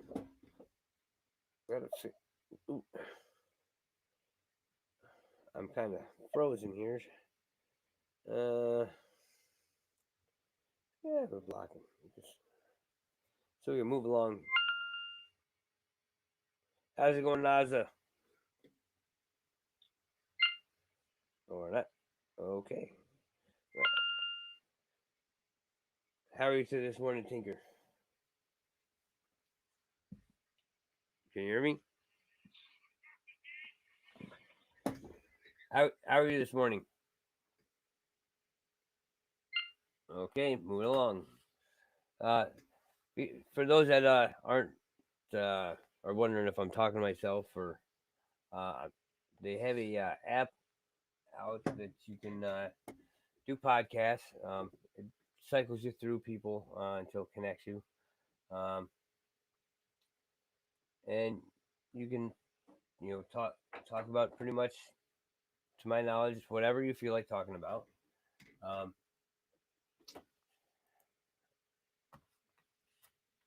Right now, I'm just kind of waiting to for it to link me up with somebody. How are you this morning, Damien? Sky City. Can you hear me?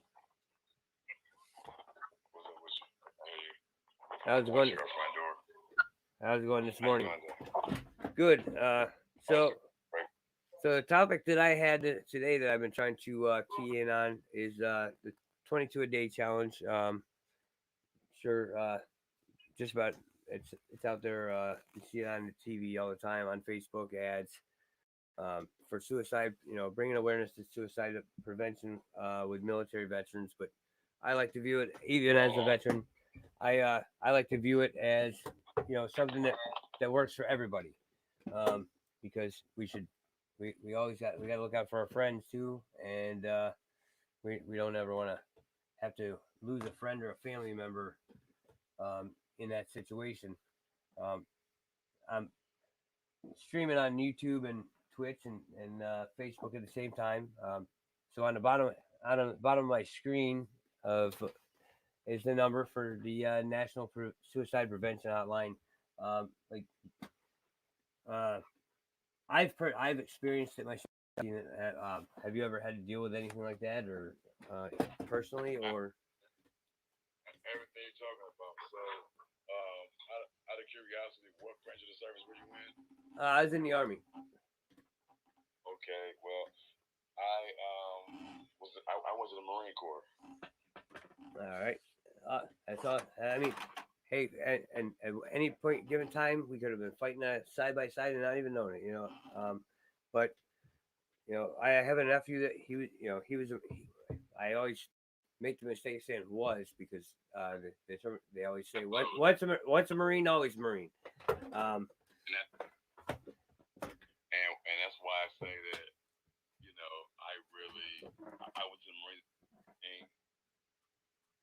and when I came back at 20, it wasn't like, it's not Marines. It's not just I'm suicidal. It's just that I'm willing to lay my life down for things that people really can't understand. And, in the regular world, in their face, like a lot of people understand.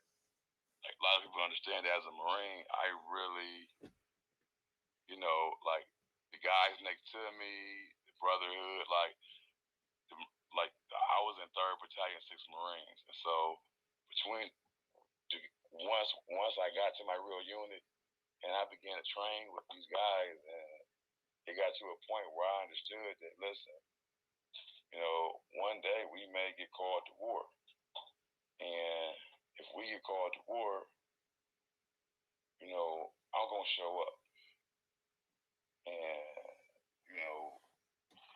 like we really like as a real military, and I was in the infantry, so it's just you understand that, hey, like this ain't even about the country. This is about is this really who you are as a person? Like I don't like this ain't about this is really about like when we get there and you realize that again we're warriors, and so I guess that type of mentality I have brought back to like I said, the neighborhood. I brought out of the military, and I wasn't really aware of it. I wasn't really aware that it had changed because I'm thinking like, okay, I went and I got a bad kind of discharge for some little stuff, like little stuff, and I find myself moving life of crime, but not. But in my brain, it wasn't really. I'm like, I'm not even that bad of a guy. I could be way more gruesome. As I rationalized it, but there's always a part of me just like so full of integrity that like I'm the guy that says, hey, if killing a mosquito was against what I stood for, I would rather cut my own head off than do that which is opposite what is my my makeup or my creed type of deal.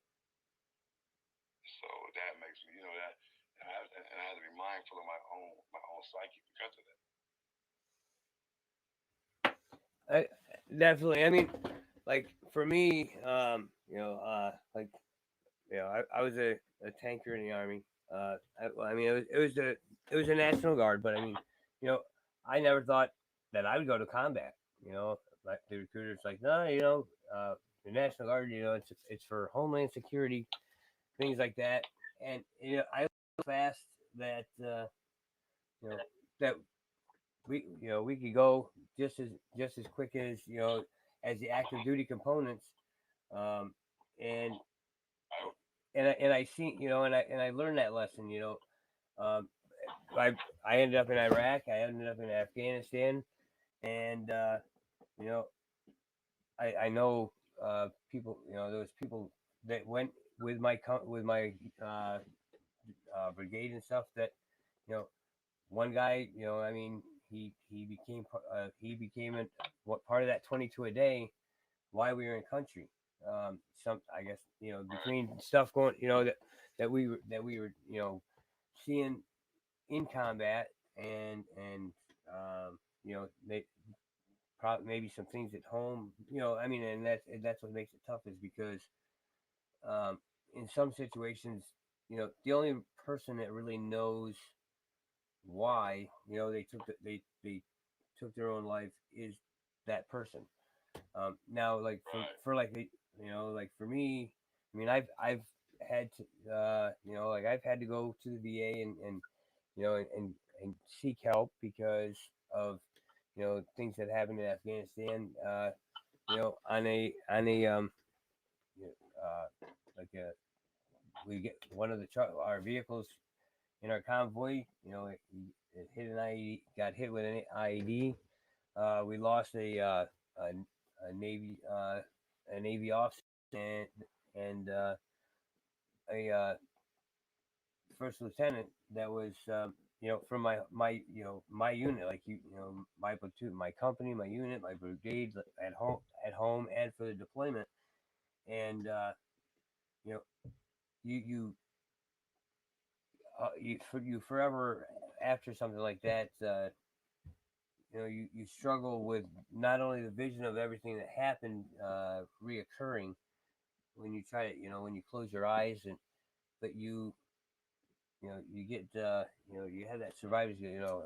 Why did this person why did they have to blow why did this person have to to be the one to get blown up? Why wasn't it my truck? Or what could I have done to make it so that he could still be here or she could still be here?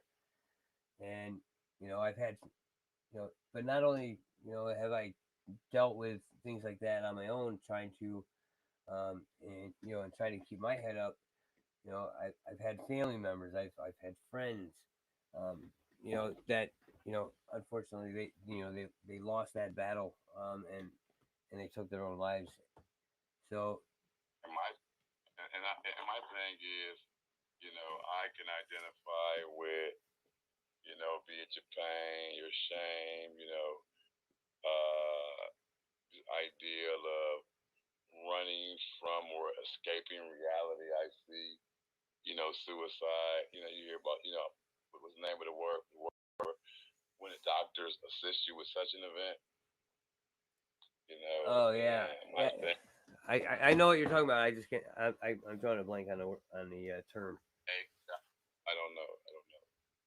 But my thing is just right here.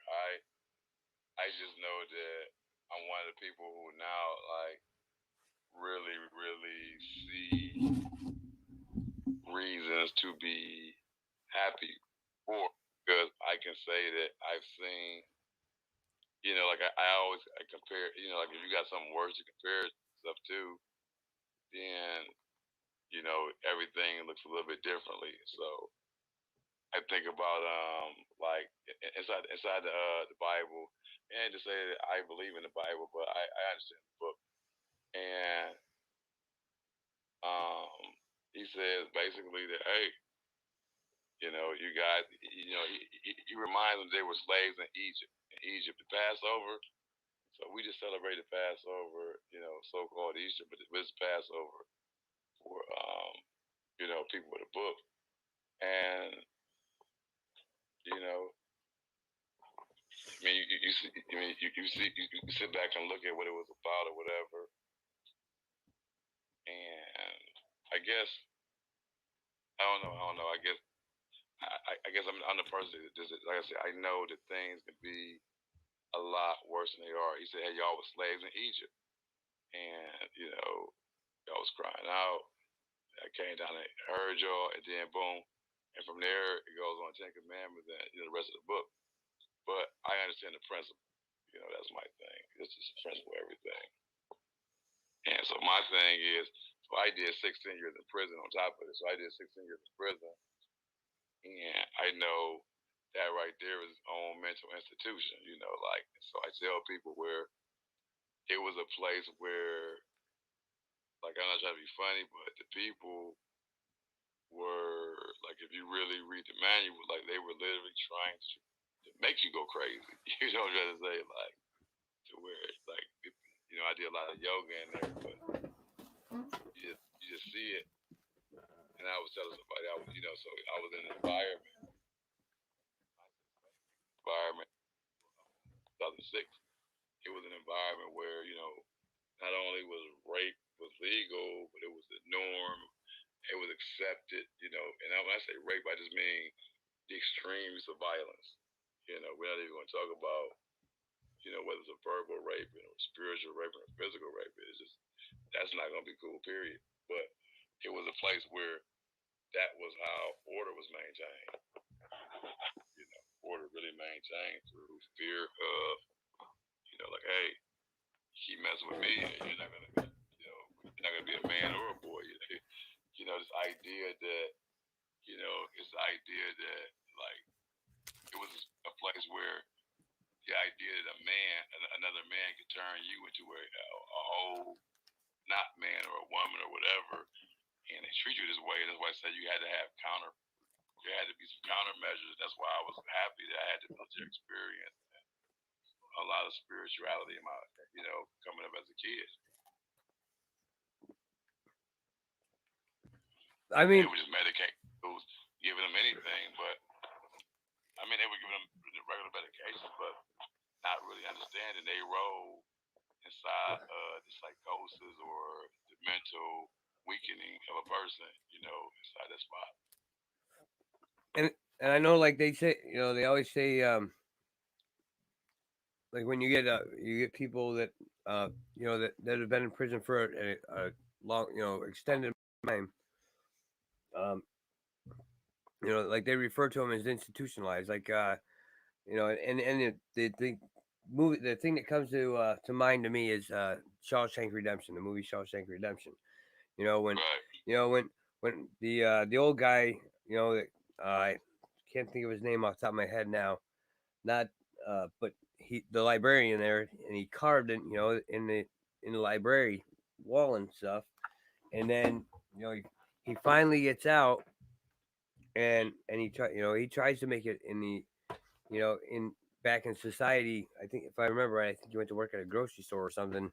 But then next thing you know, I mean, he he ended up taking his own life because he was so institutionalized from being in there so long that like he didn't that was all he knew, um, because everything around him outside of those walls and those fences had changed so much that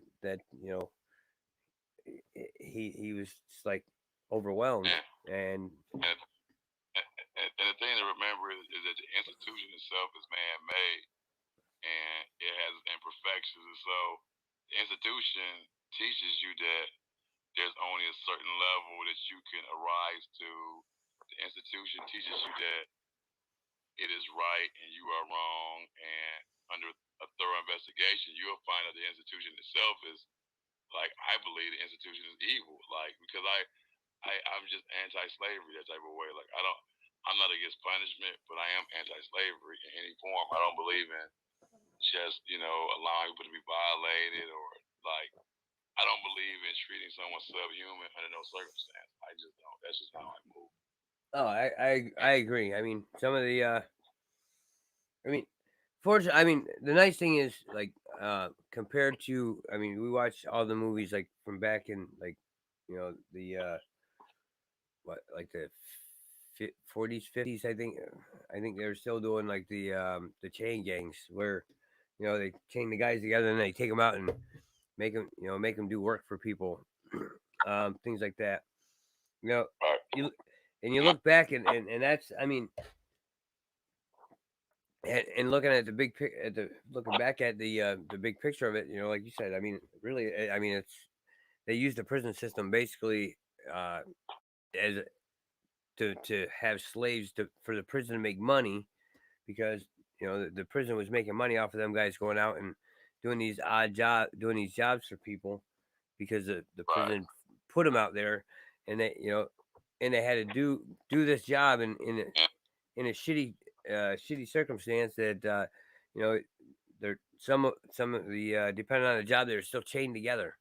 Like how do you want me to do a job when I can't go more than 3 or 4 feet?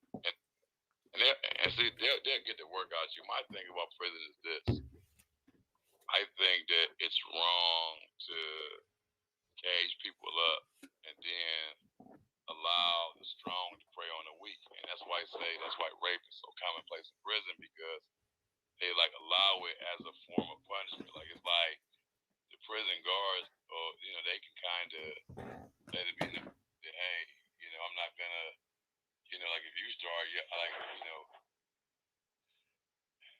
I said, there's a way to where people are allowed to, and there's that fear of it there. And that's why I say, like, I don't think that it's cool to have a place on earth where the fear of rape exists. Like that, I mean, like, I just don't. There's something that doesn't, that seems to be cruel and unusual to me. Oh, I have to agree, because I mean, like like one movie, like another movie, like that I thought was I mean, I think it was a good movie. It told I told an honest what pretty close to an honest story, was American History X. Like, I mean, you figure the main character, one of the main characters, I think Derek, I think was his name. The older brother, he ends up in prison, um, and just what you're talking, describing, this group of guys, he wouldn't give in and do what they wanted. So, well, they attacked him in the shower, and it shows the guard straight up, just turning a blind shoulder to it, and Right. so I mean, definitely, like that's not, shouldn't be something that happens. Yeah, okay, maybe uh, we fucked up in life, and that's how we ended up there because we made a mistake. Um, but at the same time, you know, we didn't. We're here to, you're there to do your serve whatever punishment's handed down to you, but nowhere in that court document does it say that that your court order to be sentenced to be raped by other prisoner inmates or anything like that. But the courts, I forgot what document it was, but the courts until recently had let it be known that, hey, like once you go to prison, we're not going to really like, we're talking about rape as an extreme example, but I know for a fact if you get assaulted in prison that, you're not gonna really get no justice. Whereas if you was in a free world, You at least have somewhat of a chance there. yeah. And so and it is what it is. And they really pick and choose whether they're gonna like, like now if you do something against like a staff or something, yeah, you can outside case everything. But and I just say, but my thing is just like the idea that, like I say, hey, like hey, you get caught in a stolen car, bad check, whatever you do, at the end result, you look like, oh, I don't be in a position where I could be raped or whatever, and y'all not justice. I don't think that's great form of punishment. No, I agree. I mean, you can't. It makes it hard to, They're always talking about, well, when you go to jail, it's all about being reformed, and like, well, how can you concentrate on you know reform and getting a person to you know keep themselves out of trouble if like you said, yeah, you always have to be on the defensive because you're like, gotta watch around the next corner could be three guys ready to just pounce on you and hold you down, whatever they got to do to get their way. And the thing about it is, you have a choice where you join the gang. Now you join the gang with yourself like now you gotta follow stuff that you might didn't want to follow. Like I was in the Marine Corps, but I would have hated if I had it mandatorily. Like if I didn't have an option, I'd be mad. But by being voluntary, it wasn't a big deal. But let's say guys feel like some people. I can say this. I just see situations where I can honestly say where, hey, joining a little gang or whatever make this particular person's life better. I'm gonna say like at least for the day because well, I won't say the gang. I just mean where you associate with a bigger group. I mean, when you're in jail, I tell people I don't care what y'all is, or the church or whatever. The prison guards see it as a gang to them.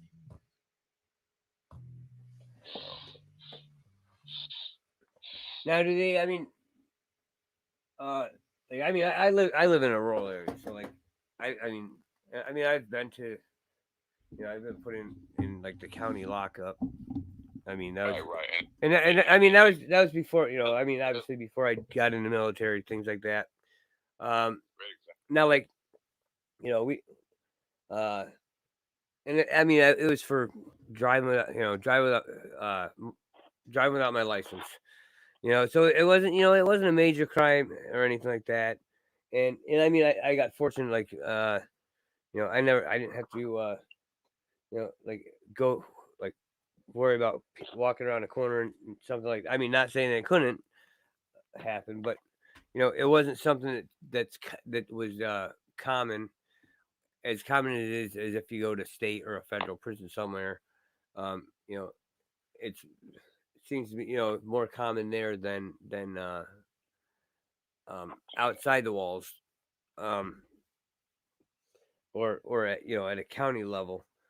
Um, but you, I mean, there's still that chance that it could happen, or even just somebody come up and jump you and just because they want to fight somebody, and it's like sometimes you get the people that have been in there for a while. Like I watched a bunch of the like the documentaries and stuff. What the hell is it? Oh, it's where they like they go inside the jails or whatever and record the daily routines, things like that.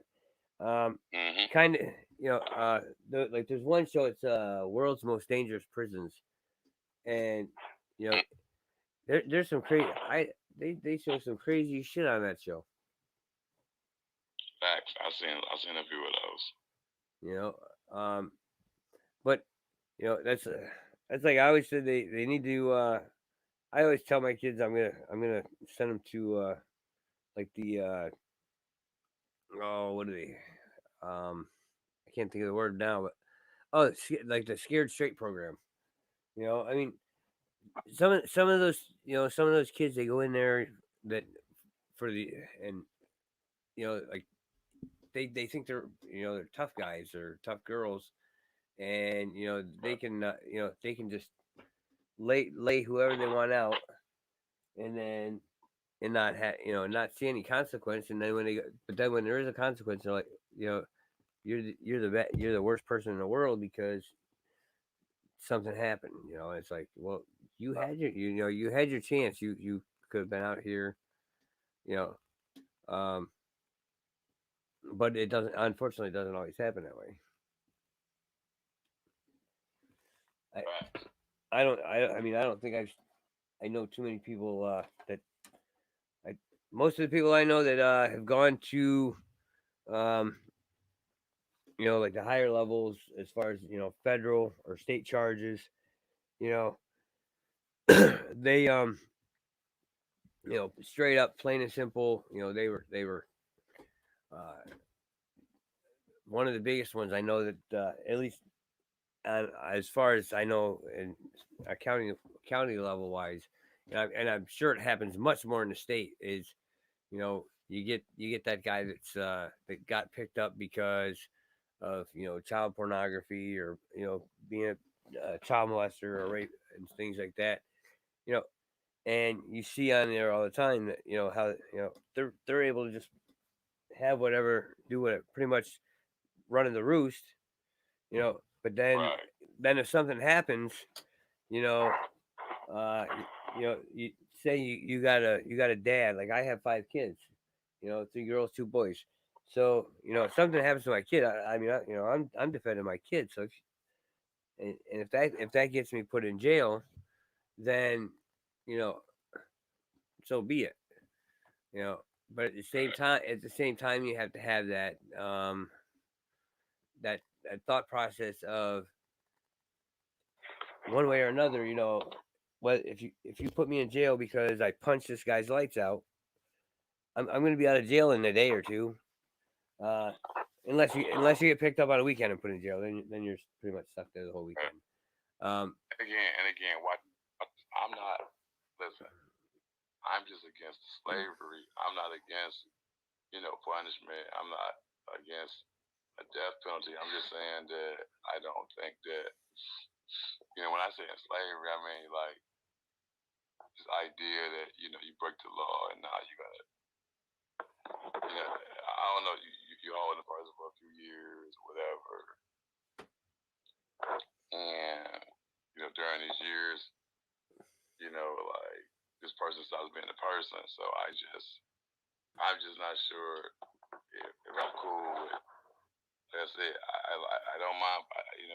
Hey, I get punishments, but then I have to be careful about whether I want to, about treating people, because I've seen other prison systems, like I said, and as an American, I'm like, if I see the German prison system and see other prison systems are like, I'm like, I shouldn't use words like better than ours. That's all I'm trying to say. Right. And I mean, it's I don't know. I mean, to me,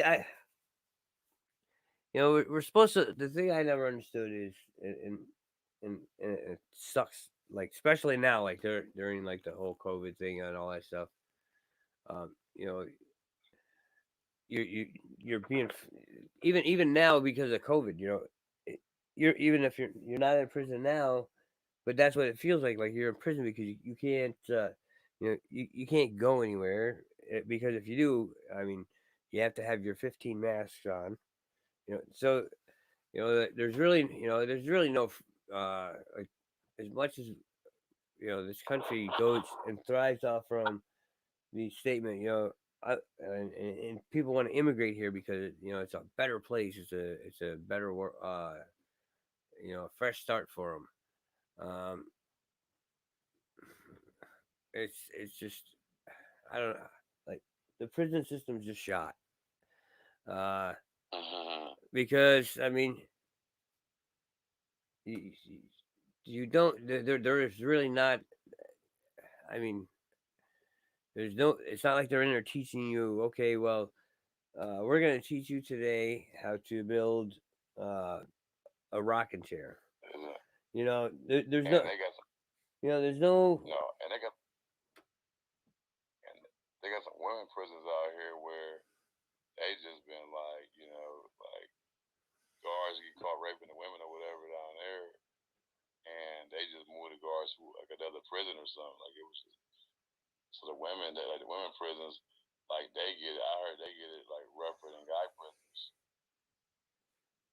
As far as letting the girls exploit the other females, and then they deal with guards more because they deal with the guy guards more. It's a different situation with them than with guys, for the most part. Right. I mean, like where I live. I mean, I don't think. Um,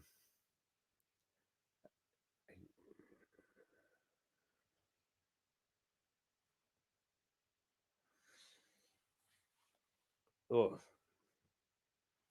sorry about that. I dozed off for a minute. I probably should go to bed, but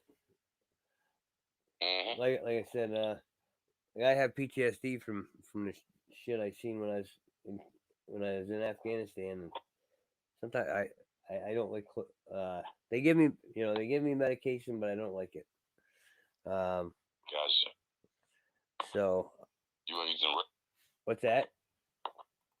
You want to get some rest? Yeah, I think I'm gonna at least hop off here. Maybe try to make like I don't take my medication, but I'll like I took up trying to make beats and stuff on my computer. So I mean, I think it might just be the side.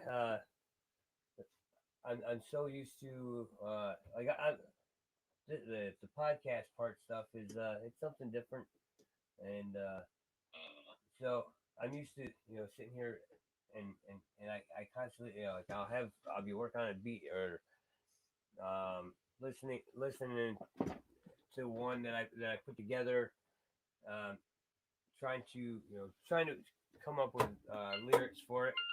Oh, and we out. How are you this morning?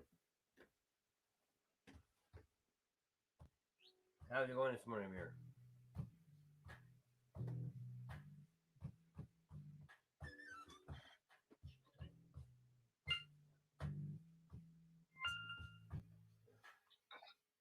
Bitch, what the fuck? You look retarded. Why you got your hair like that? And your fucking jawline, your chin like Natalie Ness from Bad Girls Club. Bitch, you look. How's it going, Tinker?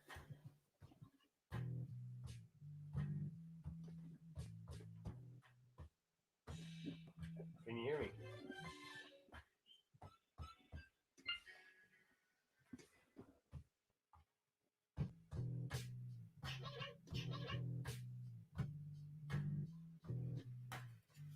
right, so how's it going, Imer fan?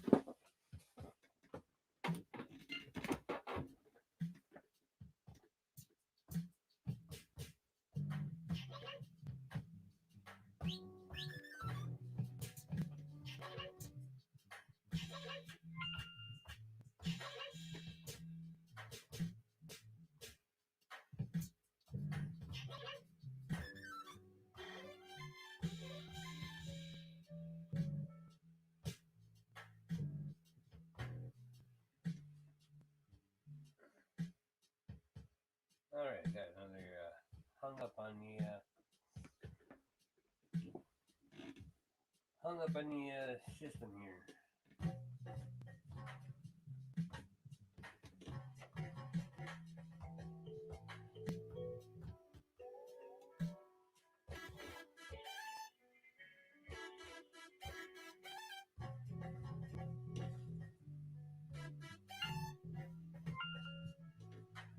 How's it introverted?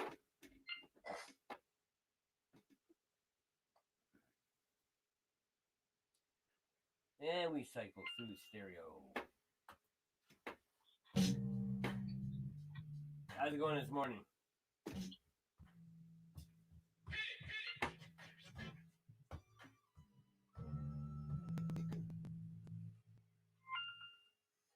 How are you? How's it going, Sir John? Good. What music? Good. I'm working on trying to put some beats together and yeah, pretty much just fooling around. Oh, you're from, America? Yes, I'm in America. Absolutely. Alright, hold on one second. Let me turn this down this hair here so how's things where you're at?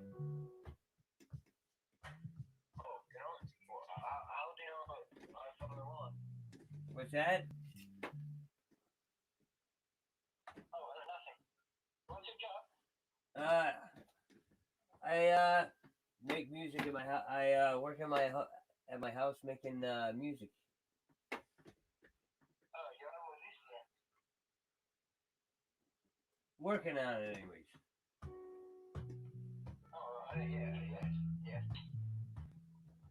So, what's your life talking about? Well, pretty much anything.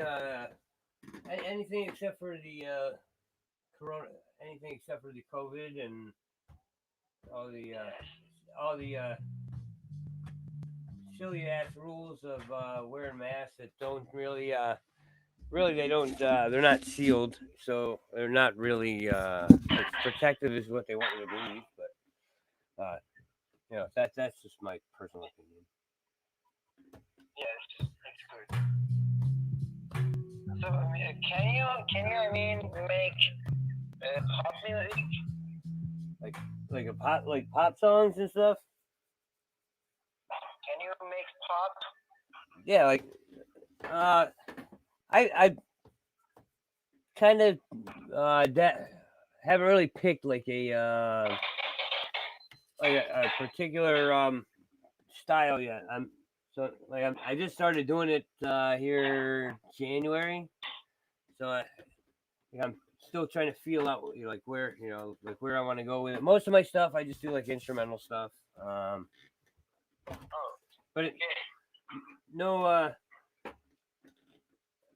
I kind of try it like most of my stuff is I don't know. I guess it would be depending on how you look at it.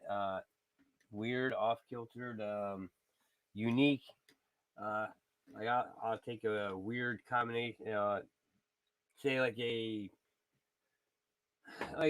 instrument that should be an instrument that should be like a country music style instrument, and randomly just put and then all of a sudden go from that to like something rock, and then make like the different effects and stuff like that, just to for the sole purpose of, I guess, being different. Yes. Do you know in Iran actually? I think I want to talk about new things. Do you know in Iran actually? I think many of the apps you use in America is filter. You know that?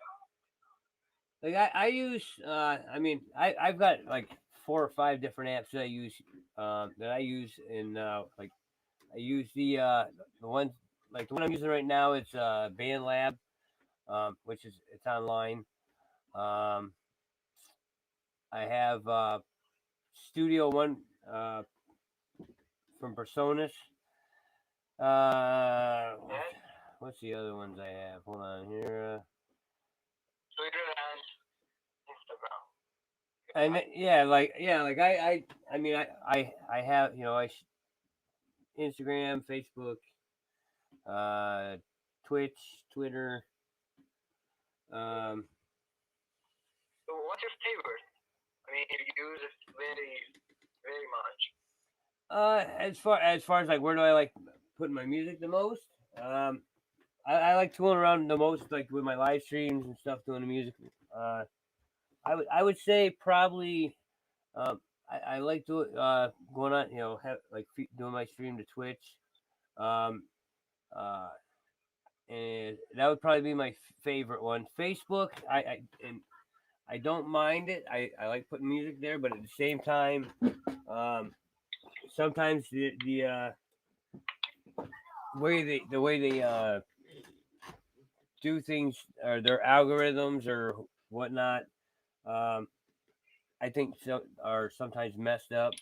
Like I believe, like let's say you're doing a you pay us for a subscription for a karaoke program, and you're on there, you're playing some of your own music, and maybe you're taking you're singing the music from the karaoke program, and but at the same time you're throwing your own little twist into it or whatnot, and you'll get like a message, notification that X amount of countries, your video has been silenced because X amount of countries, you may be violating their copyrights and whatnot. So then they have to count out strips and write all kinds of extra. So now you have to do all kinds of extra paperwork just to make a song. Yes. So which part of America do you live? I live on the East Coast. Where? It's in which state? Oh, I live in Pennsylvania. Oh, okay. So I mean, actually, in Iran, we have some musicians. We have some make song. What I mean, I think the capital of pop music. Personally, I like pop. And we all people know Michael Jackson is the best singer of pop. Oh, absolutely. Oh, I won't disagree. I mean, granted, they claim he did all the whatever did things that he shouldn't have. But I mean, irregardless of whatever they say, whatever they're saying, they say that he did. I mean, we'll never honestly know the truth, but you can't strip that title from, regardless of what he did. You can't just take that title from him, because I mean, it's fact. I mean, it's like it would be like trying to strip Elvis of being the king of rock and roll. Yes. So you like rap? Do I like rap? No. You like rap? You're breaking up with the like the background noise. Oh, okay. I give you follow. I mean, if sometime you have, I mean, time to, I mean, play the music in the show. I mean, music. I think it's very best thing to if someone wants to be relaxed. And sometimes if you want to play and show your art, actually the people, my love actually, it's really you can throw in my life. Yeah, I mean, we can. Yeah, we can. I mean, I go on live streams. I do my live streams a lot, stuff like that. So I mean, um, and generally, I try to come up with different songs and shit like just different beats and stuff while I'm on live and try to get like interaction from people that are watching. And make it an interactive interactive experience and you know you never know what you just not because you never know what you're gonna come up with. Um, you know, and a lot of times I'll come up with the biggest thing that happens usually for me is I'll be you know I'll not have the record button hit and something it'll sound good and I'll be like, man, I gotta try it. And then you gotta figure it back out because you gotta hit the record button and try to remember what you just did. Yes. So I mean, thank you to join and seeing it live, and I think it is a very good live I have with you. I think I never talked with some artists in music, but yesterday I talked with one woman.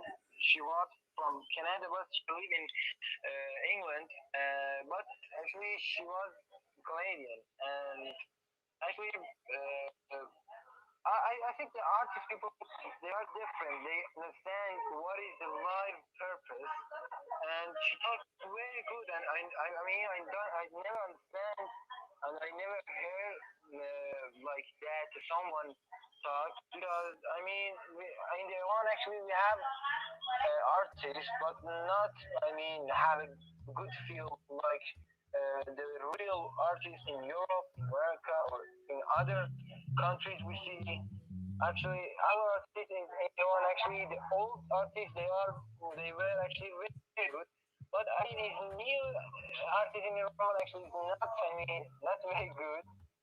And I like artists from outside my country, and she was a very good woman because she learned me something about art, something about life, how we can have a good life. And you artist, I think you understand why we are here in this world and what our purpose to have a good life. Thank you about this. We all have a purpose. Sometimes it takes might take longer for you to some people they like they pick up they get on the trail of their purpose of their life being there quick. It's there, boom, it just happens. It falls in place.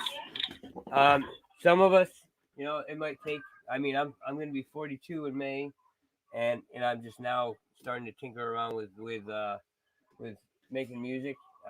And other than that, I've done I've been involved with the professional wrestling industry. I served in the military. Um, I worked on farms. I've worked in garages on cars. So do a little bit of learn a little bit of everything, and sometimes you got to go through a little bit of everything before you finally find your niche. Yes, that's right. But so I mean, you are I mean artist in music. Do you see any cinema? Do you watch movie? I don't.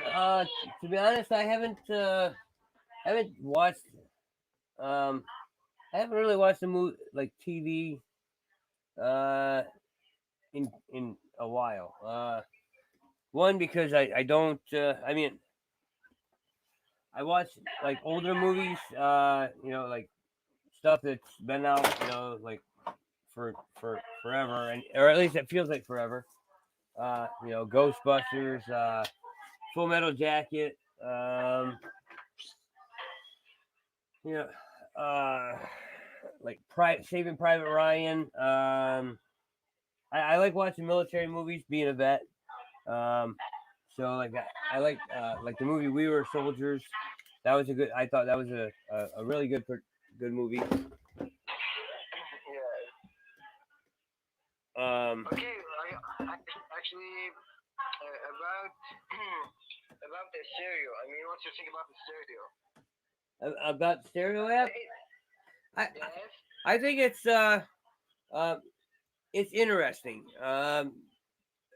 That because sometimes like I like it. The other than like as far as let's say when it comes down to how it cycles through when you hit go live and it cycles through. I think it's cool that you get random people, and so you get to you know what I mean. You get to know different people, and have conversations with different people.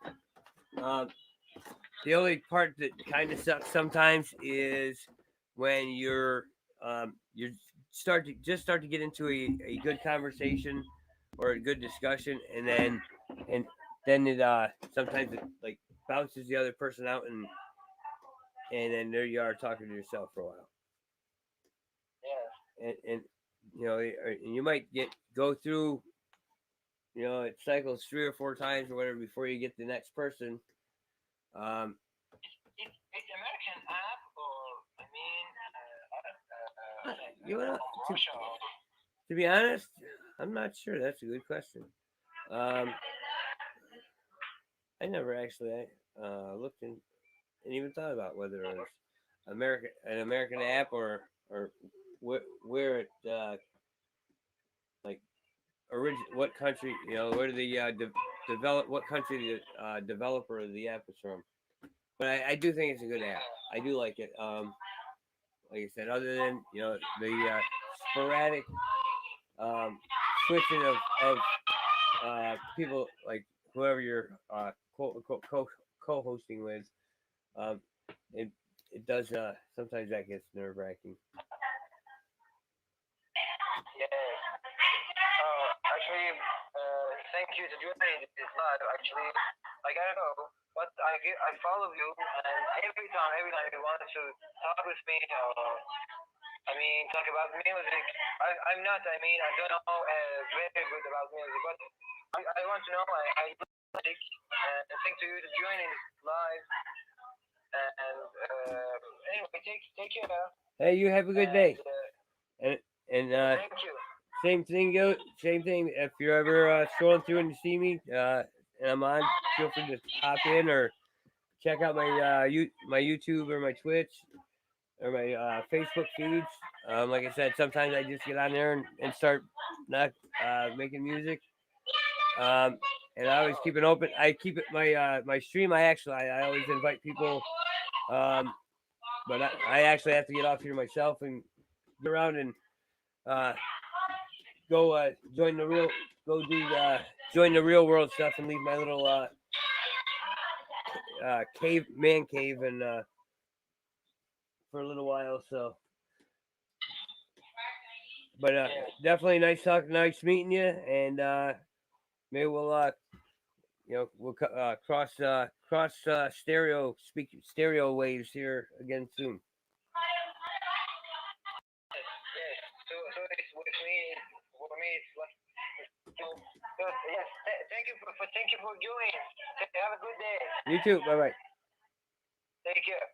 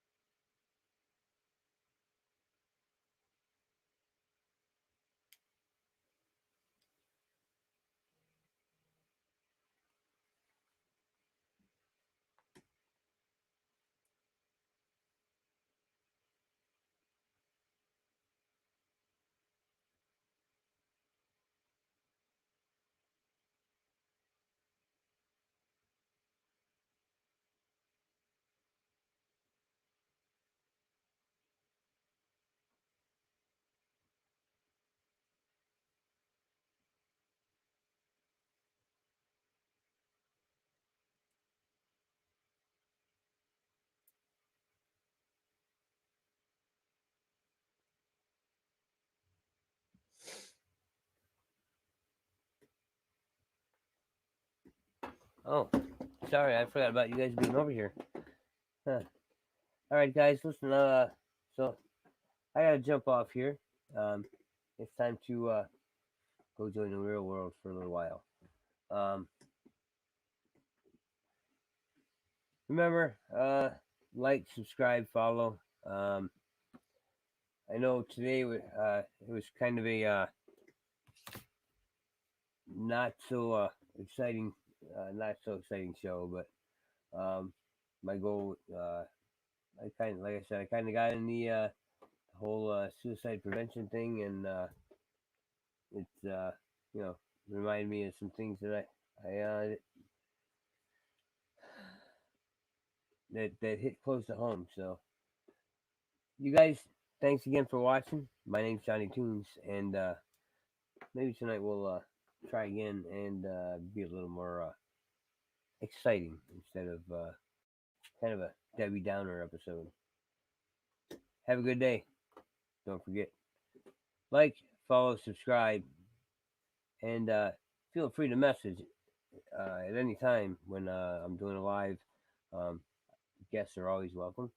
Um, we're like it's like the Red Roof Inn for servers or for people that for artists and people that just want to come on and have a discussion about things. Just drop a message in my inbox and we can get something set up. In the meantime, like I said, enjoy your day. May your day go well and everything go right. And if you win the Powerball or the Mega Millions or whatever the major lottery is in whatever whichever country you may be watching from, remember remember to put some of that money towards like a charity, whether it be fallen soldiers or hunts for healing. Pretty much, like picky. At least for me, I if I won the lottery, I would donate some money to you know local charities that that help veterans. All right, have a good day.